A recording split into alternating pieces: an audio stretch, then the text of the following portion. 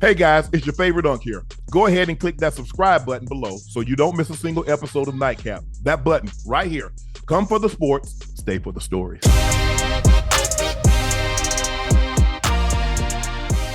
Joe Ocho, the NBA is investigating a 4-year, $64 million deal between Gary Trent Jr. and the Bucks for a possible salary cap circumvention. Trent is set to receive a significant pay raise and a multi-year contract despite having some of the lowest production of his career. He averaged 8 points a game, shot 39% during the 25-26 season, his lowest average since his rookie year when he played 15 games as a rookie in Portland. The NBA is looking into the contract as the league collective bargain agreement contains a clause against prior agreements.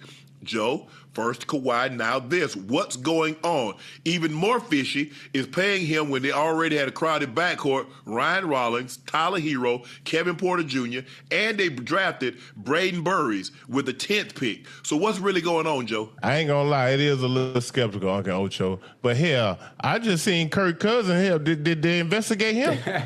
Did they investigate Kirk Cousins for all that money he been getting? Damn. Hey, listen, it's very unfortunate for the young man. I think he's still gonna get his money, but yeah, man, I think coming off his worst season since his rookie year, Uncle Ocho, I don't know what DMPs he had fell out completely out the rotation, Joe. So what are you investigating though? Yeah, that's the part I don't understand. It seems to me because remember when he left Toronto and came there, they only had $2.3 million. He took that. Yeah. So they're saying you had what they're surmising based on this contract, when you fell out of the rotation, you had your worst production since your rookie year, which is 18-19. And you signed 4 years, $64 million, $16 million a year, and you had your worst production, and you fell out of the rotation? Yeah, but hold on. When they investigate, exactly who are they investigating? Are they investigating the team or are they investigating the player? The team. Oh, okay. No, they're investigating the team, and if they find some funny business was going on, they're gonna nullify the deal. They're gonna void the contract. The same thing they did with Joe Smith. Remember what they did to Joe Smith? Yeah. They had a handshake deal. Yeah. That Joe Smith took the minimum. He had a handshake deal that he was gonna sign this big contract. Somebody, if I'm not mistaken, got fired in Minnesota, and he went and told David Stern what they had done. Yeah. David Stern said, "I got something for y'all ass. I got something for your funky ass. Yeah. I'm going to take 3 first-round picks. The next 3 years, I'm taking your first-round pick. I'm going to void the contract, and I'm going to put this fine on your ass." It ruined them. Yeah, it did. It did. It hurt him for a few years. Hey, but I got a question. They got rid of Doc Rivers, or he resigned. He retired. Who's coaching over there now? Jamal Mosley. Oh, Jamal Mosley. Is it a case? As a matter of fact, I just saw him at the airport this morning. Did you? Hey, listen. Yeah, I did. So I wonder, is it a case to where he likes the kid, Trent? Like, I don't know. I can't. I'm trying to make it make sense. I mean, hell, if he's just coming off his worst season, I don't know, man. I guess I'm trying. And he fell out of rotation. He had some DMPs in there, Joe. Yeah, so Doc probably wasn't messing with him. That's what I'm trying to say. I can't believe they investigating just because the man got paid, boy. Now if it comes out, that's what I'm trying to see, Unc. I'm trying to see what it is that they're going to look at. Like I don't get it. Maybe watch some of that footage, Joe, based on what we've been seeing with players throwing games. Hey, they need to go back and check. I'm just saying, Unc, you laughing, boy? He might have been doing that on purpose, huh? Nah. No, I don't think that. I think he did struggle because you remember, Joe, he had some years in Toronto. He was letting that thing fly. Yeah, he was. Even in Portland because I think go ahead, Joe. Now in Portland and Toronto, they had pretty good teams, bro. He was surrounded by cats who were really, really good. I'm not saying the Bucks. He had CJ. He had Dame. Yeah, I'm not saying the Bucks don't have that, but Giannis ain't played the bulk of the season last year, bro. He missed a lot of damn games. You know what I mean? So they basically was just out there every man for their damn self. And he's not a guy. Hold on, Joe. Hold on. Taylor Jenkins. Somebody said Taylor Jenkins. Is Taylor Jenkins the coach, Ash? And let me look at because I know Jamal Mosley got a job somewhere too. Taylor Jenkins used to be the head coach at Memphis. Is he not a head coach at Milwaukee, Joe? Let me see. But I know Jamal Mosley got a job. Where did Jamal Mosley go? Taylor Jenkins in Milwaukee. Okay. Where did Jamal Mosley go? Because he was at Orlando, Joe. Pelicans. Yeah, Jamal went to the Pelicans. Okay. Sorry about that. But yeah, Frank Kaminsky said, so if you're underpaid, no one bats an eye. But if you get overpaid, investigate it. Investigate the guys that take minimum or lesser deals when their first market value is way higher as well then. See? I agree. Hey, he's like, hold on. Y'all ain't going to investigate Wemby. Right. Wemby took $50 million less. Y'all didn't investigate Jalen Brunson. He took $113 million less. Oh, he gonna something happening. No, you taking that less of amount of money. Hey, it got to be. All right, I ain't gonna speculate. I'm just saying it got to be a promissory note somewhere. Come on, man. That's all I'm saying. Come on now. Look, get your money. Get your money. I look, like I said, I don't begrudge anybody, but I just hate that sometimes the way it's portrayed, if I don't take less money, Ocho, I don't care about winning. Yeah. I'm being selfish. Well, y'all don't say that about the team, about being selfish when they don't pay and they let a guy walk because they didn't want to pay him. Hell no. But I want my bread, now I'm selfish. Man, you ought to help the team. That ain't my team. That's not my team. Hey, when I leave, if something were to happen to this family, you think they're going to cut me in, Joe? They're going to cut and say, you know what? Ocho took a $50 million pay cut. You know what? We sold this team for $12 billion. Let's go ahead and get Ocho his money back. Man, you think they're going to do that, Ocho? Absolutely not. They're going to tell you thank you, though. Thank you. Thank you. Ocho was so great. He's such a great guy. Oh, he's such a character. He was such a character. Oh, my God, he's so funny. He was hilarious. Nah, give me my money. Give me that $50 million that I left on the table for y'all so y'all can get some other players. Hello. That's what I want. Hello. I ain't laughing about that now. I need that money.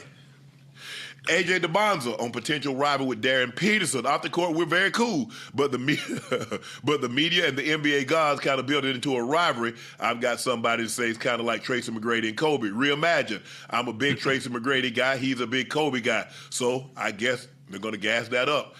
Ocho, Joe, is this the next big rivalry? Hey, I like it, fellas. You know, I think sports is always great when you have rivals. You know what I mean? And with these two dudes. Yes. Coming in the same draft class, 1 and 2, both have elite talent, and they put it on display for us in the summer league, and they showed us the potentially that they can be superstars in the NBA. I'm looking forward to it, man. I enjoy the rival because Peterson takes me as a guy. He's probably going to use this his whole career for not going number one, being number two. Being number two. That's probably going to push him throughout his whole career, Uncle Ocho. In the same way, AJ DeBonza, I think he wants to show that he's the best player in the game, bro. One of the best young guns, especially the best young cat in this draft. So I think it's a great rivalry. Yes. Both of them have huge amount of talent. I enjoy watching both of them play, bro. I look forward to the competition level being at an all-time high. If we got LeBron getting ready to go out the game in the next year or two, man, we need to know that the game is in great hands, bro. And with this draft class, Uncle Ocho, like I've been telling y'all, man, it's some young Thundercats, some young superstars coming into the NBA, and these guys have not disappointed in the summer league. Yeah. I mean, they haven't disappointed in the summer league. If you look at it, Joe, I was saying they haven't disappointed in the summer league, but as far as those, the passing of the torch, I think it's gonna be some of those other young guns. Your Shays, your LaMelo Ball, Anthony Edwards, Jason Tatum, Jaylen Brown. It's gonna be them that's gonna take over from there. Now, those young bulls are going to be something to watch. And the one thing that makes the NBA great is you need stories. You need stories. So the story of them becoming that next dynamic duo that are battling and become. It would be dope for the game. It is summer league. yeah. It is summer league too, Joe. Do you still think they will be able to perform at a high level Yeah. once everybody's back in that organized, structured environment with the best players? Yeah, I think a lot, especially like the top 7, 8 guys, Ocho, pretty top 10 guys. You know, they're gonna be pretty much featured in any offense or any team that they play for. You know what I mean? Because you ain't drafting guys like AJ at 1, and just because he playing with Trey and Anthony Davis, that you ain't gonna have a package in there that's gonna feature him. You know what I mean? Like, they gonna get their opportunities, they gonna get their chances. Some I like because they going into, you know, organizations or teams with veteran guys. Versus when you look at a guy like Caleb, I like the Powell pickup that they got from Norman Powell from Miami, the Bulls got. But Caleb Wilson that's in Chicago, bro. His upside, I think he's gonna have the best opportunity because I think he's gonna play the right way. Not only is he dynamic and have a lot of talent, but I think he's more than just a power forward. He's more of a tweener, bro. He can play the 5, he can play the 3. Hell, he could probably even play the 2. I see him bring the ball up, playing a 1, running pick and rolls. I just think he's so versatile that he's gonna get an opportunity. Hell, he might be Rookie of the Year. Yeah, look, stories is that's what makes sports go round. What's the story behind it? Yeah. I mean, we got the World Cup coming. What's the story? It's Messi, probably in his last international stage, an opportunity for the World Cup to go back to back. Only a handful, only two guys. I mean, Brazil, I think Italy went back to back 34-38. And then Brazil went back to back 58-62. So here it is, Lionel Messi in his final World Cup appearance, Joe, back to back. Oh, man. Man, what better story is there than that? Look at the stories of how down 2-0 to Egypt, down to England, down to this team. Yeah, down to Cape Verde, 1-0. And somehow Lionel Messi. Absolutely right. See? And you got, look, in '79 when you got Bird and Magic. But what people don't realize, Bird was not really drafted in. See, back then, Joe, I could draft a player, and if he went back to college, I still owned his rights. And that's what happened. That's to what Bird? the Celtics did to Larry. Yes. Damn. They drafted him the year before. He went back to school, but they still owned his rights. See, back in the beginning, the draft was all about territories. You drafted guys like close proximity to where you actually played because it wasn't a big thing like it is now. Yeah. So you wanted somebody familiar with that area. So that's why you got Oscar Robertson getting drafted to the Royals. Yeah. Because what? He went to Cincinnati. It's a no-brainer. Yeah. So you get guys, that's how we're going to do it. But, yeah, that's what you could do. You could draft a guy, and if he went back to school, I still own his rights. Damn. They don't let you do that. They don't let you do that. No, they don't let you do that no more. Because you know how to do. Because it used to be injury reserve. Right. Yeah. And they started to let you do that, Ocho. When I got into the league, you could injury reserve, and then you could come off. But you know, some of those teams, they were stashing players. So then they say, you know what? We see what y'all doing. You put him on injury reserve, he going to stay his ass there the whole year. You see, recently, now you go on injury reserve, you can come back off. Yeah. And you know something, they go get the system, Joe. Oh, they just got to. They got to find a way to cheat, man. I'm telling you. Hey, they say if you ain't cheating, you ain't trying. Yes. That's how they used to do. They stash players.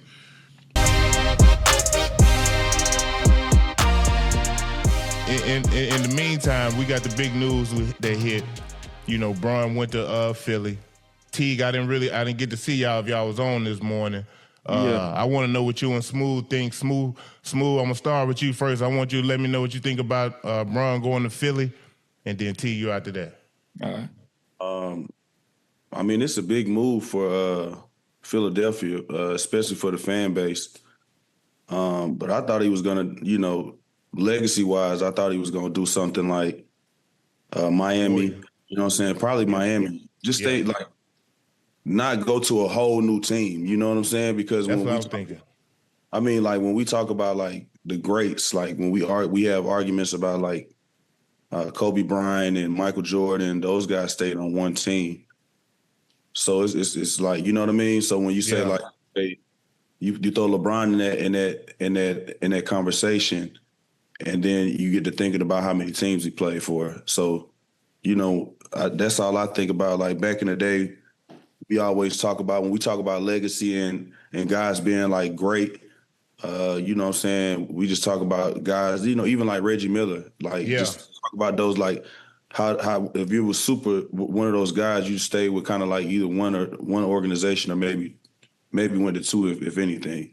Right. Young T, what you got for me?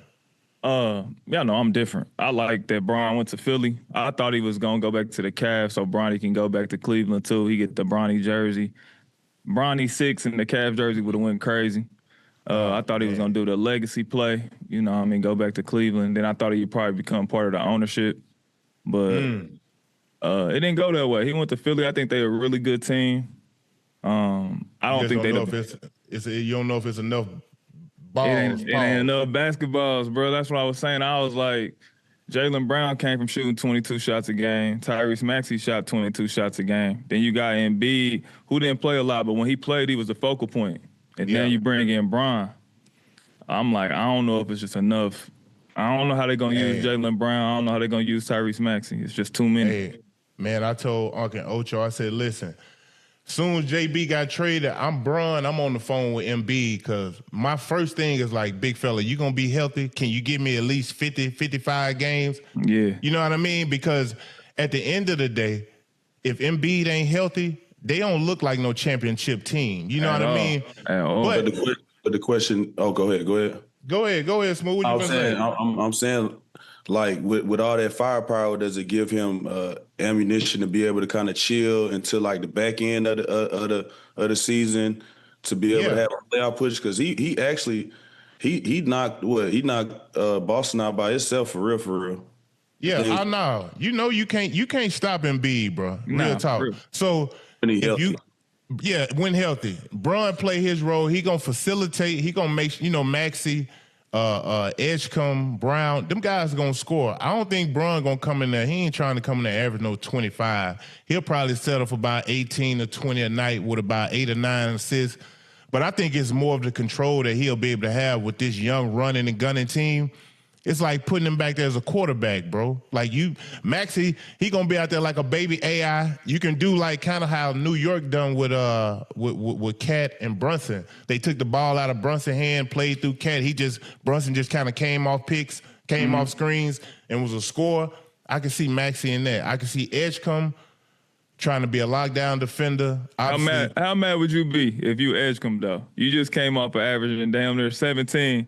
Now they telling you 3-and-D, cause I don't. Hey, listen. But hold up though. But hold up, Smooth and T. I ain't necessarily if I'm Edgecombe, I ain't necessarily mad. You know what I mean? At worst case, we gonna have him for 2 years. Now this is a learning tool list that I can go. He can take me on this wing. I can learn from all these great players that I'm surrounded by. Cause hell, I still got another 13, 14, 15 years to play in the league. It ain't like he ain't gonna get his money when it's time for him. He gonna get his money. I just think they have a window, and everybody talking about LeBron ring chasing. I think he's found an opportunity to where he can continue his legacy. You think back, I thought he was gonna go back to Miami, fellas. I ain't gonna lie, but then once I started thinking about it, hell, Bron trying to make history, bro. He want to be the one player to win a championship for 4 different franchises. Nobody has done that. Hell, probably nobody will ever do it. You know what I mean? Considering the fact that every night, bro, every point he scored goes down in the books, in history books, because he's the leading scorer. So he finna put this thing so far to reach. It probably won't even be in our lifetime, fellas, for somebody to catch him. I'm just gonna keep it real. Nah, it's over with. I don't think nobody ever catch him. They had to make like somebody had to hit 600 threes in a season or something crazy. Like they got to be doing something like we ain't never seen that we ever thought would happen. But I'm if I'm VJ, because I played on y'all team. And when I came and I wouldn't get no shots, no touches because I was hot. So if I'm him, I average 16 as a rookie. I'm looking to be like a 22-point scorer as a second-year player. Like, I'm looking to, like, move up. And now Bron and JB come, that mean my shots go to dang near half. I'm going to 8 shots a game. I'm hot, bro. And you got Anthony Simons on the bench, and you bring KCP in for another 3-and-D guy. So if I'm not playing well, I know them two dudes they seasoned veterans. They ready to lock in. They trying to win a chip. I'm hot if I'm him. I ain't gonna lie. Oh yeah, you gonna. So how hard do you think LeBron gonna play during the regular season with that salary base? Smooth. I think he gonna compete because, like I said, man, his legacy is still gonna be great regardless of the situation. But I think he wants to add to it. You know what I mean? Everybody talking about he chasing Bron, this, that, and the third. I don't think it's that. I think he has another way he's gonna put his stamp on the game. I mean, he already a first ballot legend, arguably the best player to ever play. Check this out. It's one assistant coach has had some doubts about how LeBron and Joel Embiid will fit together on the Sixers. He said it's scary. It can be unstoppable or it can be hard to watch. The unnamed coach told Mark Medina, I think that's his name. He said they're both slow and old, and when you get tired and drain the clock, and you're methodical and isolating, every time down court, and everybody just standing around and watching. He said you're gonna end up falling down behind because they're so old. I don't agree with that because they have some youth on that Sixers team. They can obviously, even if Bron and Embiid miss a couple games, them boys can carry them, man. Oh, they got JB. JB one of them. JB top 10 in the league. Tyrese Maxey arguably could be top 10 in the league. So they got two. They got two guys over there that's capable to take over, to be the guy. So I ain't worried about them scoring, but to win a championship, you got to have Bron and Embiid playing at a high level. You do, bro. You do. And you look at JB. He's gonna be looking to put his stamp on the game. He's gonna be looking to prove guys wrong because of how the Celtics got rid of him. So I think when you got guys who come into the season determined and determined to make a case and show people up, like this veteran team that they have, I think the sky's the limit, bro. You can't rule out Philly, bro. They gonna be there. How y'all feel about Miami? I know the show. I know you running the show, Joe. My fault. No. Go ahead. My fault. Smooth, what do you think about Miami? Oh man, I think they need more shooting for sure. Mm-hmm. I'm trying to figure out how that Bam and Giannis situation works.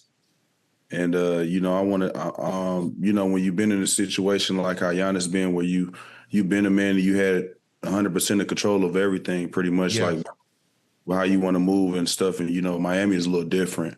Yeah. So it's gonna be interesting to see how all that works down there. Yeah, I think Miami gonna be pretty good. Obviously, they're not done. I think they're gonna add a few more pieces. They definitely need some shooting.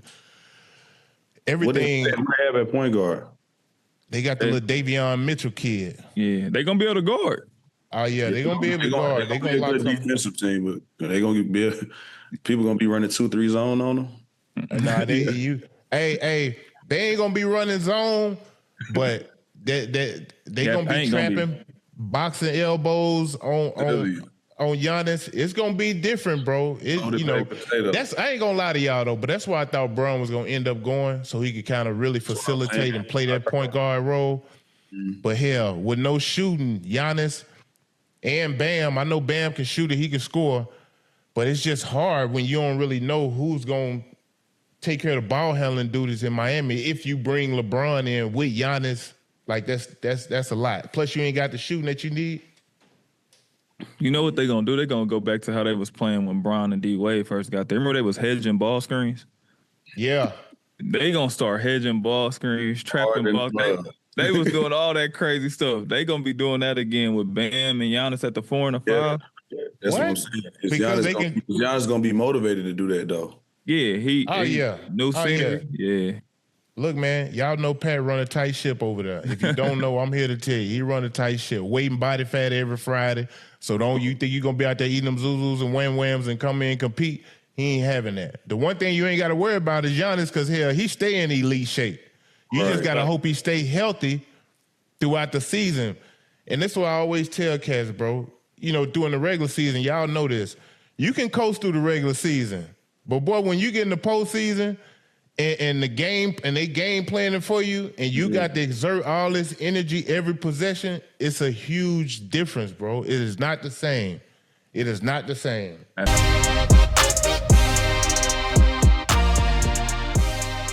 know we talked a bit about Embiid. My thing is, do y'all think he'll hold them back? Like, considering the fact, I mean, think about this. Last year when he didn't play, I thought Maxey and Edgecombe was at their best. Yeah. I ain't gonna lie to you. The way they got up and down the floor, the way they played together, the way it looked like they were having fun, that's the only problem that I have with Bron going to Philly, because everything revolves around Joel Embiid. Because think about it. If he's not playing, hell, that's gonna hurt you. But if he ain't healthy and he's laboring up and down the court, I mean, what good is it going to be? Can you really depend on him in an 82-game season? And then, hell, we know how everything revs up in the postseason. Like, can you really count on him to be healthy and be there for this Sixer team? Give me y'all thoughts, bro. Do y'all think Embiid really is he going to be that factor that they need him to be able to compete for a title? You got it, Smooth.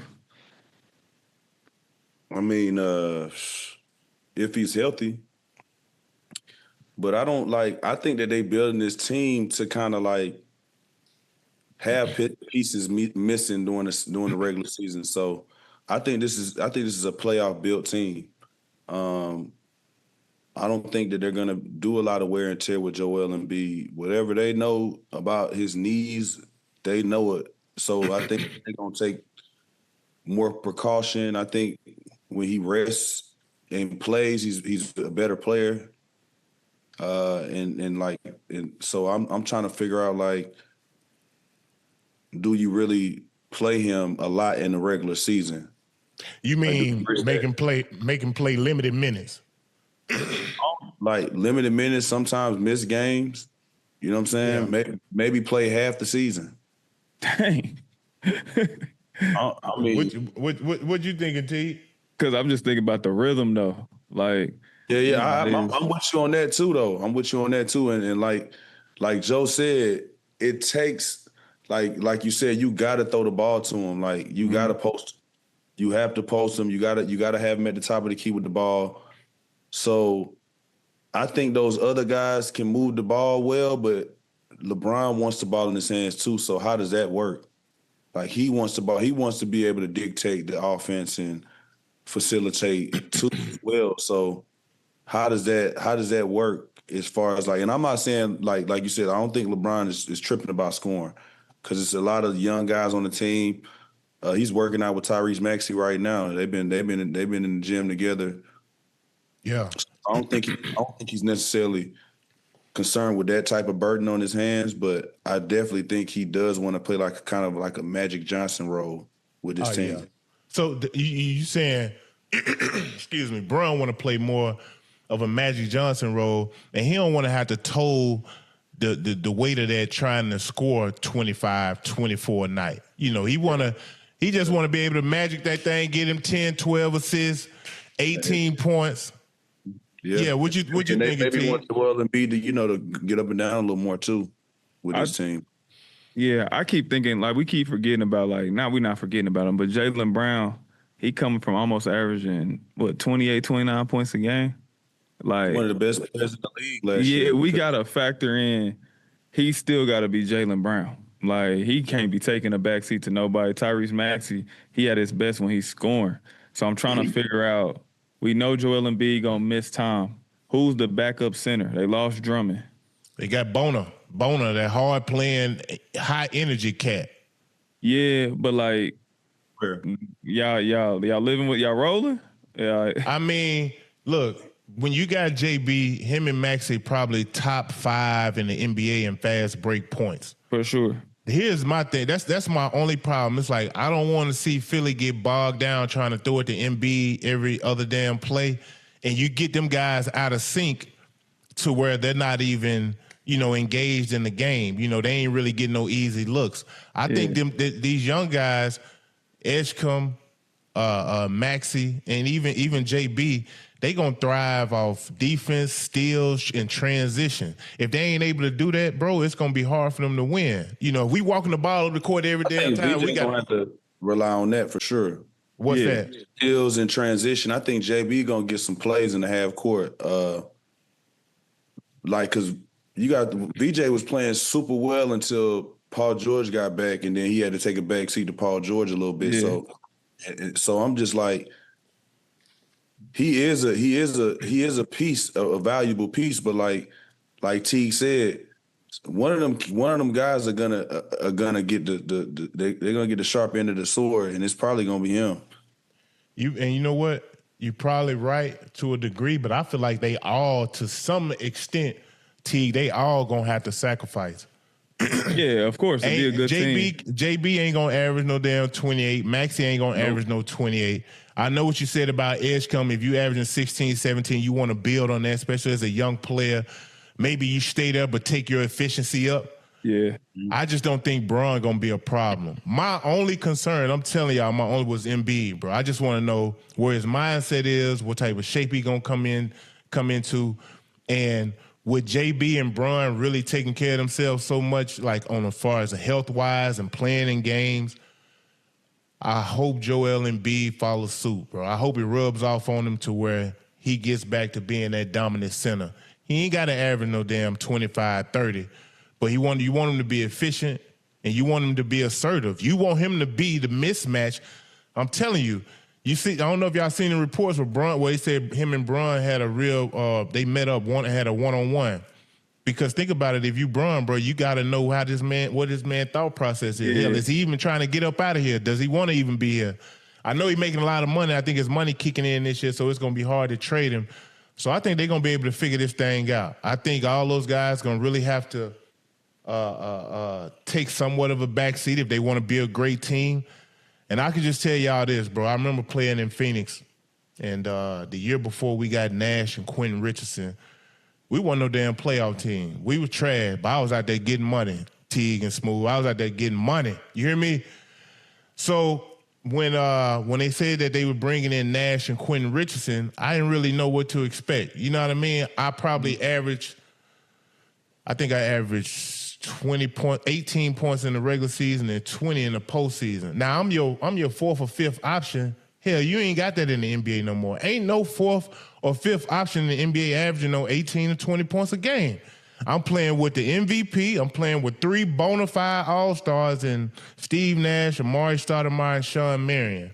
You have to find a way to be effective, meaning be more efficient. I probably shot 50-something from the field. I was second. Well, I was number one in the NBA in three-point percentages that year. And Quentin Richardson led the NBA in three-point makes.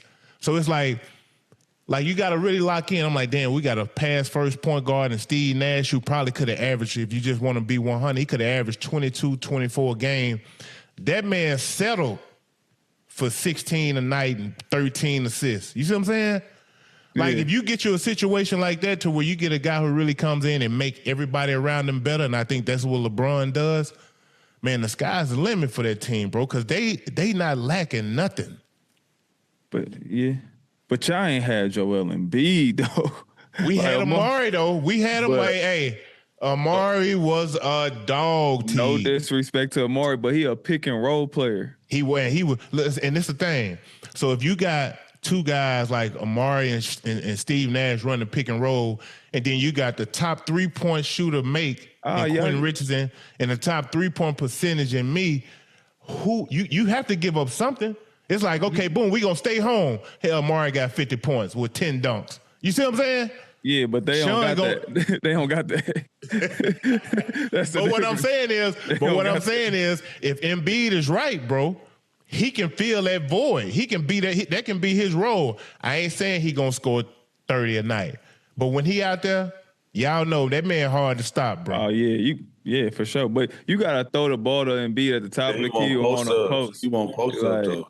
And he can get 2 to play him, and he can get a double team. He can kick it out. And guys gonna have open shots, but that's not JB game. JB ain't a catch and shoot player. He can make threes. He's not a catch and shoot player. Maxey can make threes, but I like the ball in Maxey's hand creating. I do too. DJ Eshcom, he can make a 3, but he a slasher. He can hit a 3. Brian, he shot 31% last year. He can make a 3. You know what's going to have to happen? They're going to have to be a dog defensively, bro. I'm keeping it real because think about all this. These offensive scores that we start. I know, but you got JB who a two-way guy. I think Eshcom can eventually be a two-way guy. I don't think Maxey bad at defending. I just think he loves scoring the ball. That's just what it is. You know what I mean? I think Embiid you think Brian can still guard to a degree. Yeah, I don't think you switch him out there on one of these little point guards or something. He can slide his puppet for a step or two, but at some point he probably. But I just think Bron play from the shoulders up. You know what I mean? Like mentally, he's so far ahead of all these young dudes. Y'all gotta think, man. A lot of these cats wasn't even born here. Who he finna be playing against? You know what I'm saying? So I always think Bron gonna have a mental edge, and I just think Philly. If staying healthy, everything comes down to health. Man, they got a great chance to do something special. Y'all know how them fans are in Philly. I don't know. It ain't too many more fanatics. Huh? Who the top 8 in the East? Top 8 in the East? Yeah, who the top 8? Like if you had to say preseason. I'm gonna probably go. Not ranked from 1 to 8. Just okay. I'm gonna go. Who you going, T? Detroit. I got some names. I got some names for y'all. We just did this the other day. We got Miami. Yeah. You got Sixers. Yeah. You got Celtics. You got Detroit. You got Hawks. You got Cleveland. Got Cleveland. Now I was gonna ask y'all about Cleveland. You say Knicks? You got Knicks. Knicks the best team in the East. Okay. You got like a solid 9 teams. Cause Charlotte. That's 7 right there. Yeah, you still got Charlotte. You still got Washington. 2 teams. Hold on. What about Orlando? You still got Orlando. You think Charlotte gonna make some noise, T? I like Charlotte, bro. They got a good team. I know LaMelo was the star, but for some reason I like what they built. Knuckle. I think Brandon Miller gonna have a really, really good year. Kobe White was solid for them this year. He gonna enter the starting role. I just think they got a good group. Don't be surprised, man. Don't be surprised. No, I like him. They got some hard-working guys over there too. Diabate, that's his name. I like him. He play hard. He play hard as shit. I just think Kobe White was so great in coming over from that trade from Chicago. Mm-hmm. That's why they were able to get rid of LaMelo. I thought LaMelo created value for himself. And if y'all want me to be honest, I don't really think they were that high on LaMelo. You know what I mean? Which is why. They was gentrifying the team. They was gentrifying the team. That's all it was. There's a little gentrification going on. It's all good. Yeah.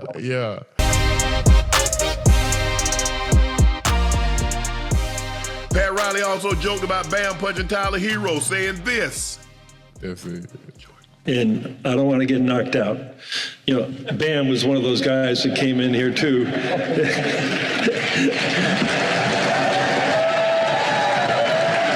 Bam was in 2019, came in here, and he's been basically the foundation of this organization. Hey, one thing about got everybody upset, Joe. What's got everybody upset? You heard what he said? Yeah. Bam came in here in 2019, and he's been basically the foundation. Yeah. What did reports say? Oh, yeah. Everybody's upset how they treat Bam. Yeah. What did Pat Riley just get out of his mouth, Ocho? Yeah.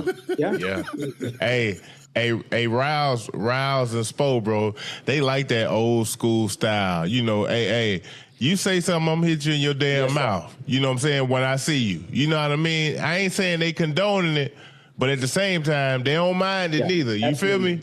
Yeah. Hey, you see how hard Spo? You see how hard Spo then was smiling when Rouse said? Yeah, he glad he did. But you got to realize what Rouse brought to the Knicks, what he brought to the Heat. He brought that physicality because there were not a whole lot of teams playing that style of basketball. You had the bad boy Pistons. Yeah. And you had the bad boy Pistons, and people, believe it or not, the Boston Celtics was a physical ass team. Yeah. They just wasn't doing stuff like Rodman and Sal and Mahorn and Lambeer. Yeah. But they were a physical ass team. Now, if it required that, Chief swung on Bill Lambeer all the time. Bird swung on him all the time because they say, you know what, you getting out of pocket here. Yeah. Here, take this with you. Bop! And punch him dead in his face. Hey, you see what Bill Lambeer did to Larry Bird? Yeah. Man, Bird pump faked him. Man, Lambeer landed all his weight on that man. Bird just rolled over and just started punching that man in his face. Yeah. The game was different back then, Ocho. I'm talking about, you look at somebody wrong, it was a scrap, homie. You hear me? Them boys were throwing blows back then. They said Bill Lambeer was laying on the ground talking about, did he get ejected? Damn.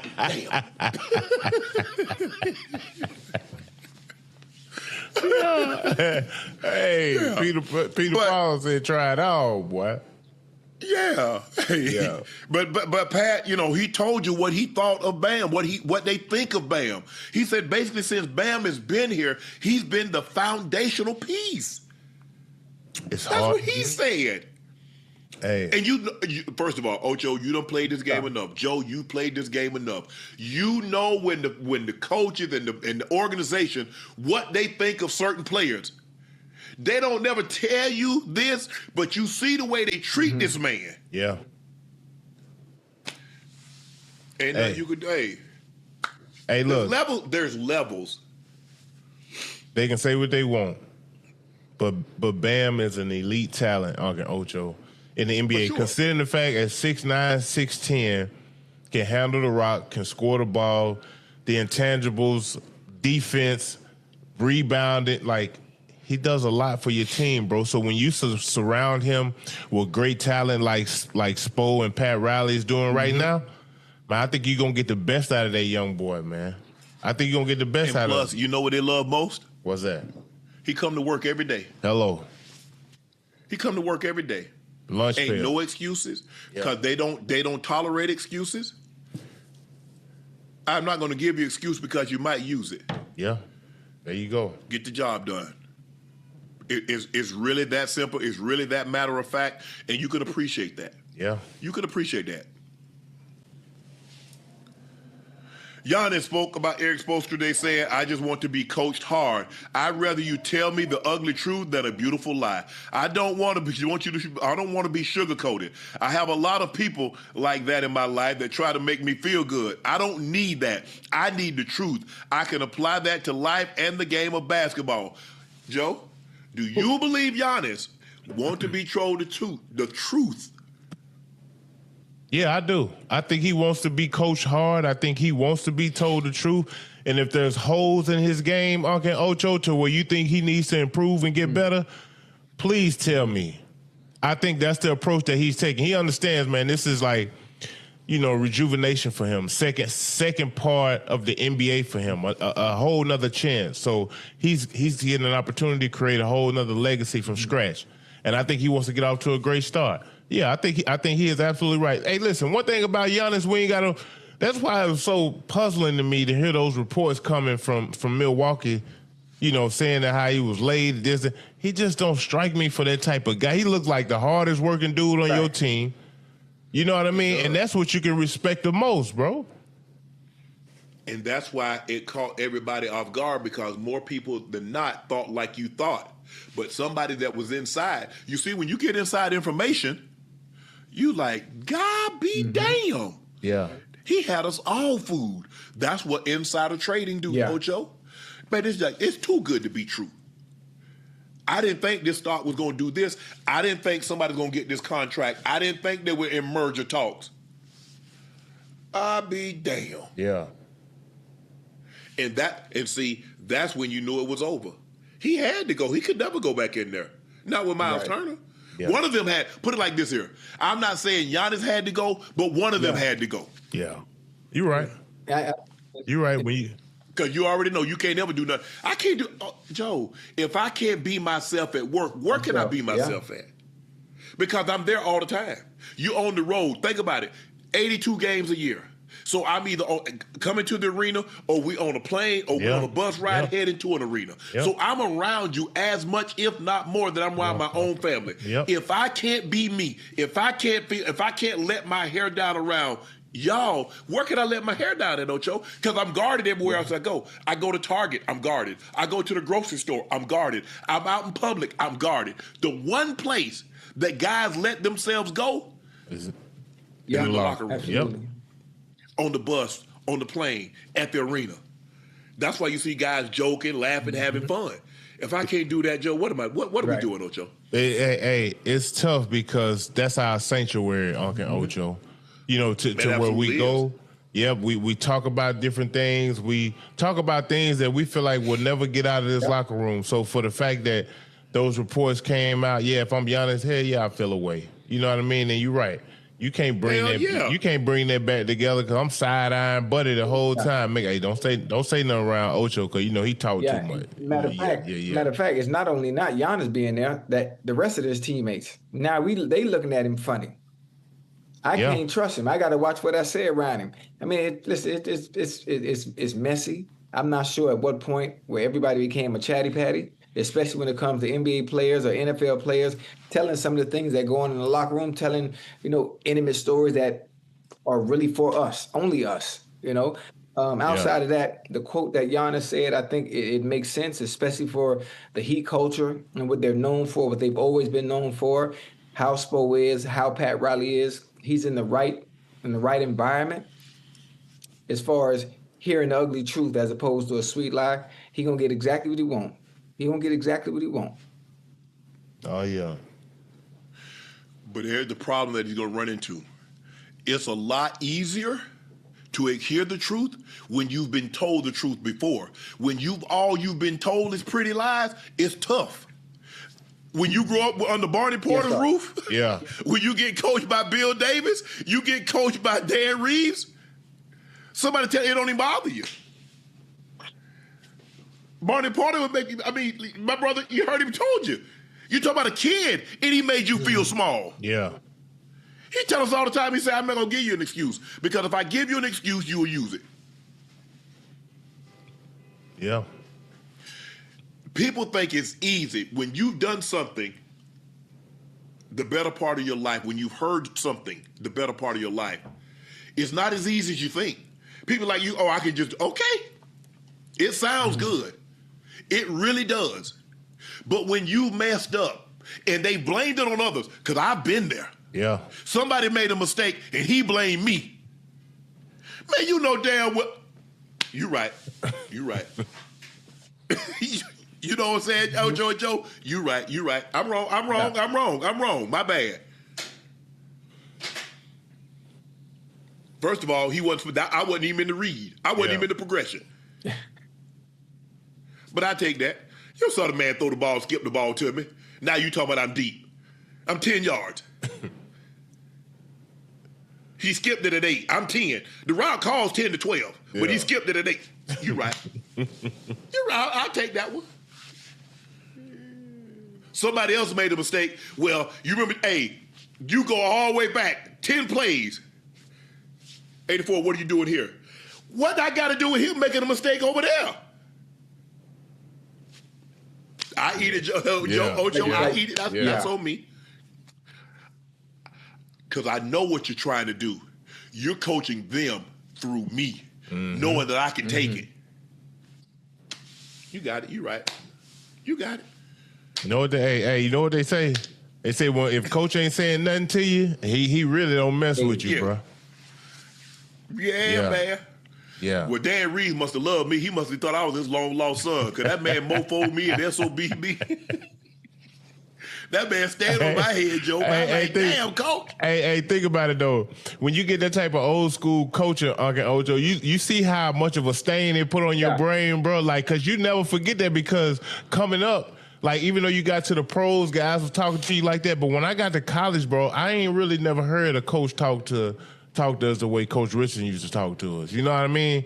So when I got to the pros, it didn't bother me when coaches got on me. You know what I'm saying? It didn't bother me if I was a rookie and he said, we're gonna sit you for a few games, let some of these other rookies play.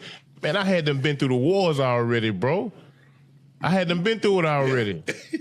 Hey, one thing about it, I was never going to let it waver my love and passion for the game. Okay, Ocho, when I was a rookie, bro, it was a moment right before I got traded. I went like 10, 15 straight games, DNPs, not even touching the floor. Right. Like, not even, I went from starting. Damn. Coach was like, look, we're going to get, because I had 2 other rookies with me, Kedrick Brown, Joe Forte. They both were first round. They had 3 first round picks, so it lets you know how good the Celtics were the year before. They wasn't that damn good. Right. So I had created value for myself, but I didn't understand this as a kid, bro. You know what I mean? So they set me. They probably already was working out the trade, but they set me for the last 10, 15 games, DNP. And, man, I'll never forget that, bro. Like, because it stuck with me. Because when you get traded as a youngster, you don't really get a reason why. You know what I mean? Like, man, pack your shit and get on up out of here. You know what I mean? For real. Yeah. Yep. You're right. But the thing is, Joe, like you said, when you're young, and even though Coach Davis had coached me hard my first year, after that I was the best player. So for my last 3 years there, I was the best player at Savannah State. Obviously, he didn't yell and scream at me. But I go to Denver and Coach Reeves, and I remember having this conversation when I went to speak at his homegoing service, and his wife, Miss Pam, said, Shannon, Dan thought the world of you. I was like, Miss Pam, I couldn't tell. I'm glad you filled the blanks in. Man, that man stayed on me, man. Damn. That man stayed on me. Now, there are some, like, as a head coach, now, obviously position coaches, they're probably the hardest on the players, you know, because, I mean, some of those position coaches, man, I'd have had to fight them. Oh, yeah, hey. Man. Because position coaches, hell, if you don't reach your potential, they kind of probably feel like it's their damn fault. Absolutely. If we had a position coach, man, the dude, he told the guy he was supposed to he told him don't go underneath because this guy's mobile and he'll skate. Yeah. What'd he do? Go underneath. Inside, quarterback go outside. Yep, he go underneath, quarterback scramble, go outside, first down. He did that twice. He's supposed to be on field goal block. Guess what? No, a PAT block. Guess what? He ain't out there. We got 10 men. Boop, down, up, good. Next morning, he say, you know what? He said, I don't really know what's going to happen. But in the coaches meeting this morning, I recommended that we cut you. Damn. Told him just like that. He said, I don't know what's going to happen. But in the coaches meeting, I recommended that we cut you. Oh, man. Hey, back then, because they would say things now that you can't say. You can't say what because you know Ocho. I mean, you might have got some of that in college, but they would say, "Hey, whoo, like Lord, hey, you got to be more PC now. Yeah. You can't say some of the stuff that because I was like, oh my God." They're like, man, I wonder what y'all be. Nah, you can't. They can't put no. Man, they bleep everything out because everything was a curse word. Yeah. Everything was a curse word. So there was nothing. But you understood it. You understood it. It was a part of the game. They yelled, they screamed, they cursed. They tried to make you better, and that was the only way they knew. Because those old coaches, that's how they coached. That's how they coached. It wasn't no sugarcoat. It wouldn't work today, Uncle Joe. It wouldn't work today. For one, the first thing the players doing is No. This is the players today. Obviously, the ones that are really good, they gonna shut down on you, and the ones that's not good gonna go snitch. Oh no, they gone. They leaving. They ain't dealing with that nowadays. Now, hold on, Joe. Now you got to be one of them ones to be able to get up and go now. But what I'm saying is, Ocho, if you're not in a position and you're not good enough to go, ain't like you gonna start or play anywhere else either. You got to be. But my thing is, Ocho, you got a lot of these kids out here, and I'm speaking high school, collegiate, like they don't do good with criticism, bro. You know what I'm saying? Like probably ain't never been criticized. That tough love. Yeah. So look, now when you run into that and you in college and you feel like you're supposed to be better than, like, bro, and it's easier now because I can hit this portal with and go play for another team right away. Shh, they ain't dealing with that. You have to build up to that because early on, I didn't know how to handle it. Because my grandfather could look at me and I'd start crying because it hurt me so bad to disappoint him. Yeah. My grandma look at me and they would yell. And I remember my grandma told my grandfather one day he had yelled at me. And she said, Barney, don't yell at him. He's just a little fella. And he said, he looked at a deadpan. He said, Mary, when I tell him something, I need him to understand the seriousness of it because I might not get a second chance. I said, Mary, he said, Mary, this boy on a farm with these animals, he around his equipment, and he might lose an arm, he might lose a leg, and these animals could kill him. So I need him to understand just how important what I'm telling him is. Joe, I'm 5. I'm 6. I don't know that I'm not supposed to be around a PTO. As I got older, I understood after I saw a man lose his foot. Yeah. After he got caught in the PTO. Damn. Mr. Joe used to tell us, he'd always tell us, Pee-wee, sundown, don't come up to the back of the machine like this here. Because, if you got jeans or something, get caught up in there. He had some fragile jeans. He came up, the PTO is the power takeoff operator. And so what it does, it powers the entire equipment. He had some fragile jeans. It caught it. He's like, Joe, help me. Joe, help me. After a while, you hear, he got his foot in his hand, just like this and hopping around. I take off to the barn to go get him. I say, man, Fred he's like, Pee-wee, what'd you say? I say, Fred just lost his foot. I say, he came up to talk to Mr. Joe. They got him. They couldn't save him. So that's what he was saying. He said, Mary, I might only get one chance to tell him something. But you know how women are. But then when my grandfather died, I think my grandmother might, especially that first year or so, she might have been harder than Papa. You think she so? didn't play. Boy, greatest. At first, she would warn you. Then it came to boy, she warned you as she's shutting down on you. Yeah. Like, damn, you used to tell us we go, hey, all right, boy, sit down. Now, didn't I tell you to sit your black? Hey, they talking on every hit. I remember them days, boy. Yeah. You know how it go? Yes. I remember that, boy. You get a lick for every word. Yeah. And then they beat you for something that happened 2 weeks ago, Joe. I should have cut your ass 2 weeks ago. Huh? Joe, what are you talking about? Fact. Hey, that's trauma, man. That's trauma we all got, boy, from a kid. You hear me? Yeah. Man. And then tell everybody, I had to tell that boy ass up the other day, Joe. Huh? Ain't nobody ask you, did you beat me? Ain't nobody ask you that.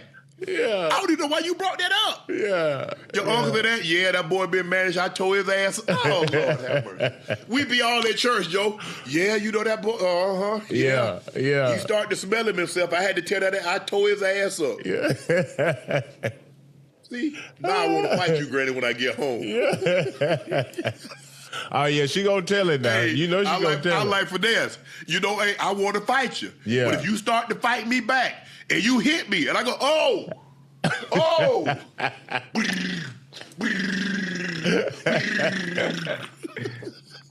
If I say,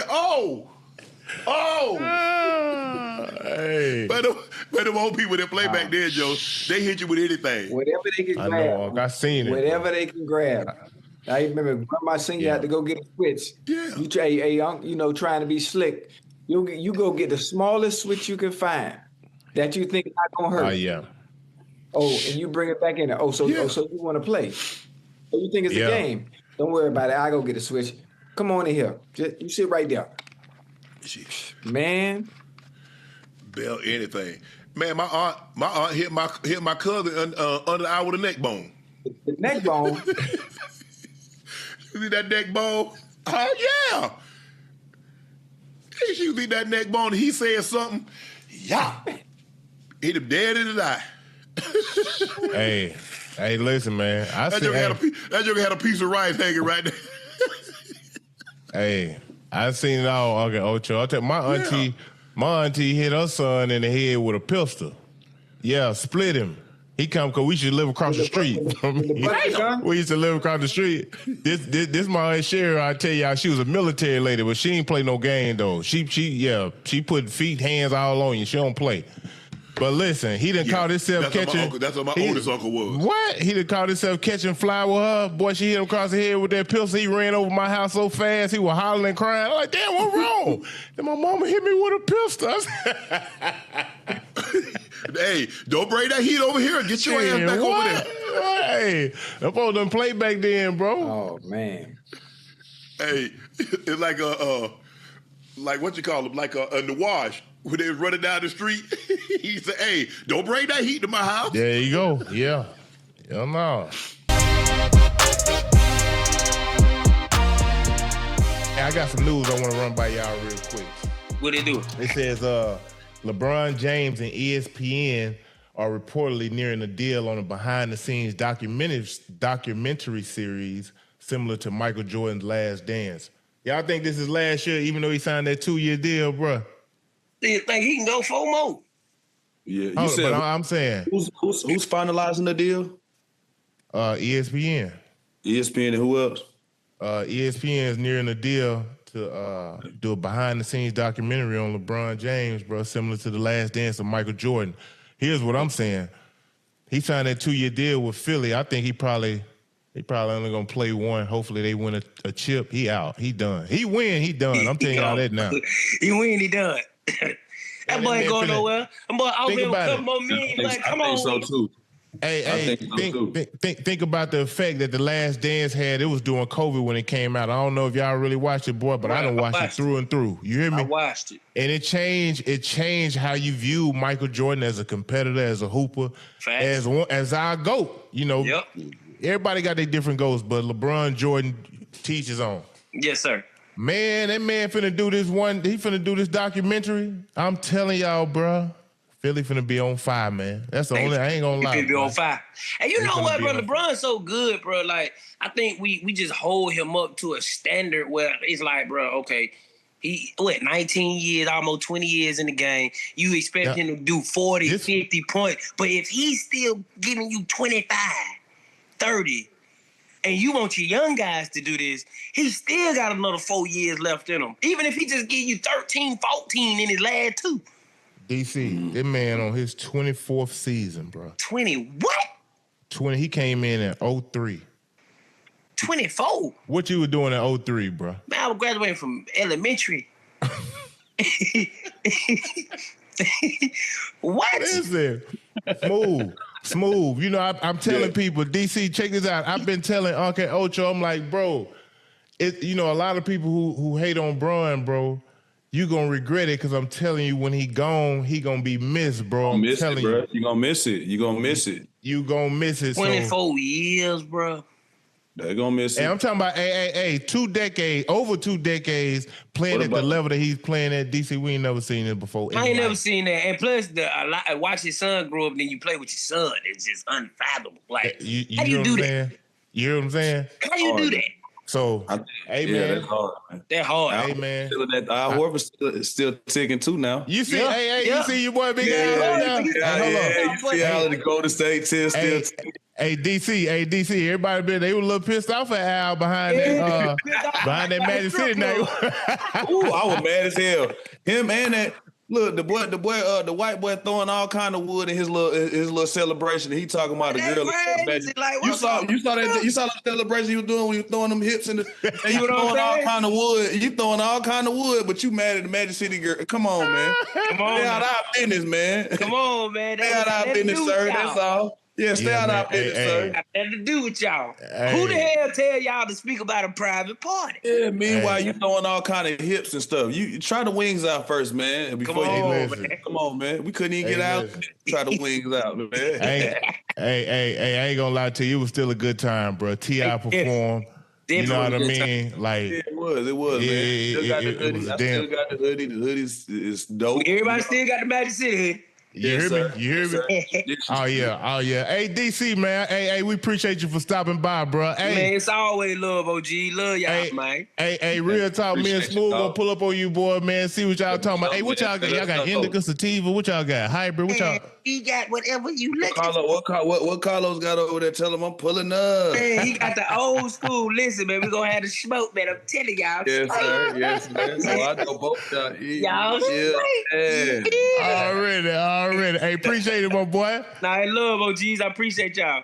Yes, sir. I bet. Hey, that boy a whole fool, ain't it, man? Hey, he funny as hell, boy. That was a good one. Damn. Yeah, Smooth. I don't know, man. I think Bron really he want to win this first year. I think he want to win now. So he can go and get it over with. And I think they're going to have an opportunity to win it this year too. Like I said, if they know how to figure out their rotation and kind of finagle the regular season where they don't have to play too many impactful minutes, the ones that they're going to really count on in the postseason. Yeah. I think they're gonna be all right. You know what I'm saying? Let JB and Tyrese Maxey kind of run the forefront of the regular season, and then let Joel Embiid and LBJ come in. You know what I mean? Towards the end and kind of go ahead and finish it off. Oh yeah, he gonna get right to it, bro. I think they're gonna have a hell of a training camp. They all gonna be on one accord. They're gonna try to gel quickly, even though it's gonna pose some challenges. But I think if anybody could do it, bro, I think Bron gonna be able to get it done. I think Bron gonna get it done. I think we'll probably be the best we ever seen Joel Embiid in a long time. Yeah, you know what I'm saying. You're absolutely right. When you got that pressure of having to play beside a person like LeBron, one of the best players to ever do it in the history of the game, yeah, you know what I'm saying, that pressure is going to be on him to not do all that baby, playing like a baby and be taking nights off, and when you really can play, you know what I'm saying? So, hey man, you're going to get challenged on a different type of level. I think it would pose some challenges too of playing with LeBron too, Smooth. Like everybody can't, you know what I mean? And I think he's going to open his eyes up a little bit. He going to have, some people like, you know how many steps ahead he probably can think the game when he's on the court. You know what I'm saying? That probably Joel Embiid doesn't know because he's still bad in traps. You know what I'm saying? When you trap his ass on the block, he'll turn it over. He'll throw it in the stand still. Oh yeah. If now I got a guy like LeBron who's done seen tilts, everything in basketball can throw at you as far as on defensive end, and he's still succeeding. He can help him open his eyes up, and he can to where he can be making those blind passes like. LeBron does when he's double teamed or something like that. He done told somebody to be in this certain spot because he knew the double team was gonna come, 5 seconds before it came. You know what I mean? Yeah. Hey, you know what it is, bro? It's like Joel Embiid. He be so thirsty to score at times. If we just keeping it real, you know what I mean. And then you look at when you watch Jokic play. He's a willing passer. He's a pass first big. It's hard to trap him. You know what I'm saying? So I think he plays at the top before he plays at the bottom. You know what I'm saying? That's what's good about Nikola. I'm gonna start off. He plays a game like chess. You know what I'm saying? Yeah. I'm gonna start off top of the key. I'm gonna make my right reads, and then when we need a bucket or two, I'm gonna go down there and get us a bucket. You know what I'm saying? Other than that, I'm gonna try to play off my teammates first, give them life. You know what I'm saying? Like I be telling my AAU team like the basketball, you gotta look at it as like a ball of energy. You know what I'm saying? If I keep the energy to myself, I'm draining the life out of everybody else. I gotta pass the ball. Even if your teammate doesn't score, just him touching the ball, you know what I'm saying? It gives him life and he feels like he's a part of the mission. Hello. You know what I'm saying? Hello. So I think with Embiid, him being a willing passer, you know what I mean? Not trying to get 30 a night, just keeping it a bean. Him being a willing passer, loosening up the defense, making it easy for those guys around him, being able to get edge come on them backdoor cuts to where he yimmy-yamming that thing, you hear me? Kicking it out after double team fast. We get that quick swing with the three in the corner. Right. I just feel like they got so many ways that they'll be able to beat you, bro. If everybody clicking on the same page, bro, they going to be scary, Smooth. They going to be scary, bro. I think so. I think so, man. But they're going to have to knock that momentum off from what the Knicks done believed in, man. Them folks got to knock that tidal wave off because it's a different type of confidence that they coming in the season with now that they done won and they done knocked They don't feel like they done knock Goliath off, and Wemby, everybody didn't give him a chance. You know what I'm saying? So for sure. They come with a different type of demeanor. And you know what they got? They already got that niche, that chemistry and continuity that we talk about that Philly is going to be trying to build. They done had it. They done been through the lows of the NBA, the shortcomings. Now they done won a title. Yeah, you're right, bro. They coming back fighting to keep what's theirs. You know what I mean? It's going to be, hey, man, we're going to be in for a hell of a season. Lou Dort is headed to Atlanta in a three-way deal that sends former number 1 pick Zachary Richard to the Mavericks. Atlanta gets Lou Dort, Ryan Nembhard. Dallas gets Richard, and OKC gets 3 second-round picks. Joe, are you surprised that Atlanta will cut bait on the 2024 number 1 overall pick so soon? Richard is only 21 years of age and could still turn into a productive NBA player someday. He was benched by Quinn Snyder in the playoffs because of Jonathan Kuminga was clearly a better option. Instead of gambling on Richard's development and upside, while the $31.3 million he's owed over the next 2 seasons sits on the cap sheet of the Atlanta Hawks. Basketball operation Ansi Salah decided to exchange him for Lou Dort. Dort shot 38% from the floor last season and will become a restricted free agent in the summer if Atlanta does not sign him to an extension. Actually, it's called Ricochet. Ricochet, okay. Ricochet. Yeah, hey, look, Ocho, I ain't surprised, man. Obviously sometimes things just don't work out, bro. You know, when you look at it, Ricochet is a great talent. I still think, his upside will be pretty good. It's just when you get that number 1 pick, bro, that shit way heavy. I mean, you can never live down. Oh, Joe, we talked about it, Joe. You can never live down your draft slot. You can't. And so I think what they're trying to build in Dallas, he'll probably fit, and hopefully he comes around and he reaches his potential playing with Cooper Flag. I still think he'll be a pretty good player. Yeah, and Kyrie, I still think he'll be a pretty good player in this league. It's just, damn, when you look at him as a number 1 pick, you know what I mean? You just look like, oh, man. You know what I mean? But yes. I think when he fell out of rotation during the season and then in the playoffs, he started getting DNPs. You know what I'm saying? So it's only a matter of time. Yeah, the writing was on the wall. It's like, he probably obviously still had a little value, and Atlanta used it, bro, and was able to bring in Lou Dort and Lil Nembhard from the Dallas Mavericks. His brother played for the Pacers. Yes. Now, Nembhard, he ain't as big as his brother, but he feisty, he tough. You know what I mean? Hell, I think he did 3-4 years in college, if I ain't mistaken.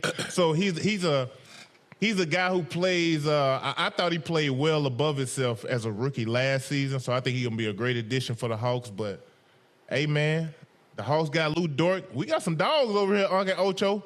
Hey, well, I'm not surprised by this. I'm not gonna be. I'm gonna because they've already gotten rid of Isaiah Joe. Now they got rid of Dort, who's they picked up his option and moved him. I'm gonna be really surprised if Casey Wallace, because he's made it clear he doesn't. I mean, Joe, when guys play really well, it's a Brunson, and I'm not saying he can go and be what Brunson became from the Knicks, but when you get your opportunity and he shows what he can do, Jalen Brunson got his opportunity. Luka got injured. He playing out of his damn mind.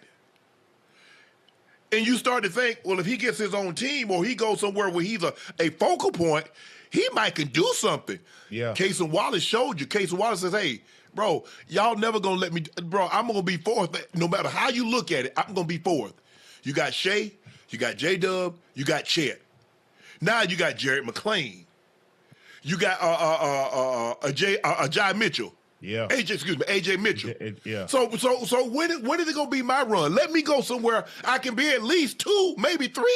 They just were too guard and forward heavy, Ocho. Yes. And this is the price you have to pay when you're a good team and you draft well and you develop guys great. You got to get off some of them damn guys, man. You do. This is we're going to continue to see this. You look at the Spurs and what they dealing with. Second apron. Yeah, that second apron, that second apron. Mm-hmm. They don't want to have to. They want to stay away from that. Yes, I'm not saying. Go ahead, Joe. You look at OKC.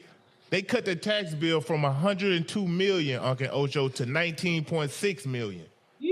You know what I mean? So that just shows you alone, bro, that teams in this league, especially the good teams, the salary cap is going to hurt them, bro. You got to get off these players. It's a scorching sports summer, and you can make all your picks on Prize Picks. The WNBA and baseball seasons are heating up, and with big tennis slams and major golf tournaments on the horizon, you can make your picks for all of these events all summer long on Prize Picks, a #1 sports pick app. With soccer going on too, USA. The entire summer soccer is on Prize Picks, all 48 countries, and every match. And you can rep your side during the tournament on Prize Picks. You can also win a trip to the final in New York. It's the biggest tournament ever, which means there's even more opportunity to cash in while you root for your favorite national side and your global soccer superstars. Download the app today. Use code Shannon to get $50 instantly in lineups when you play your first $5 lineup. That's code Shannon to get $50 in lineups after you play your first $5 lineup. Prize Picks, a preferred partner of the NBA. Yeah. And it's a situation, Joe, you know what? Even at winning, because they're only a year removed from winning the championship. Right. That's still too much money. It is. It's like, nah, it ain't worth it. And I'm not saying Casey Wallace can beat Jalen Brunson, but he don't want to be no 5th or 6th option because he's shown you he's more than capable of being a 2nd or a 3rd option at worst. Yeah. That's like, I mean, who wants to be Ocho? I mean, I show you what I can do. The #1 receiver gets hurt.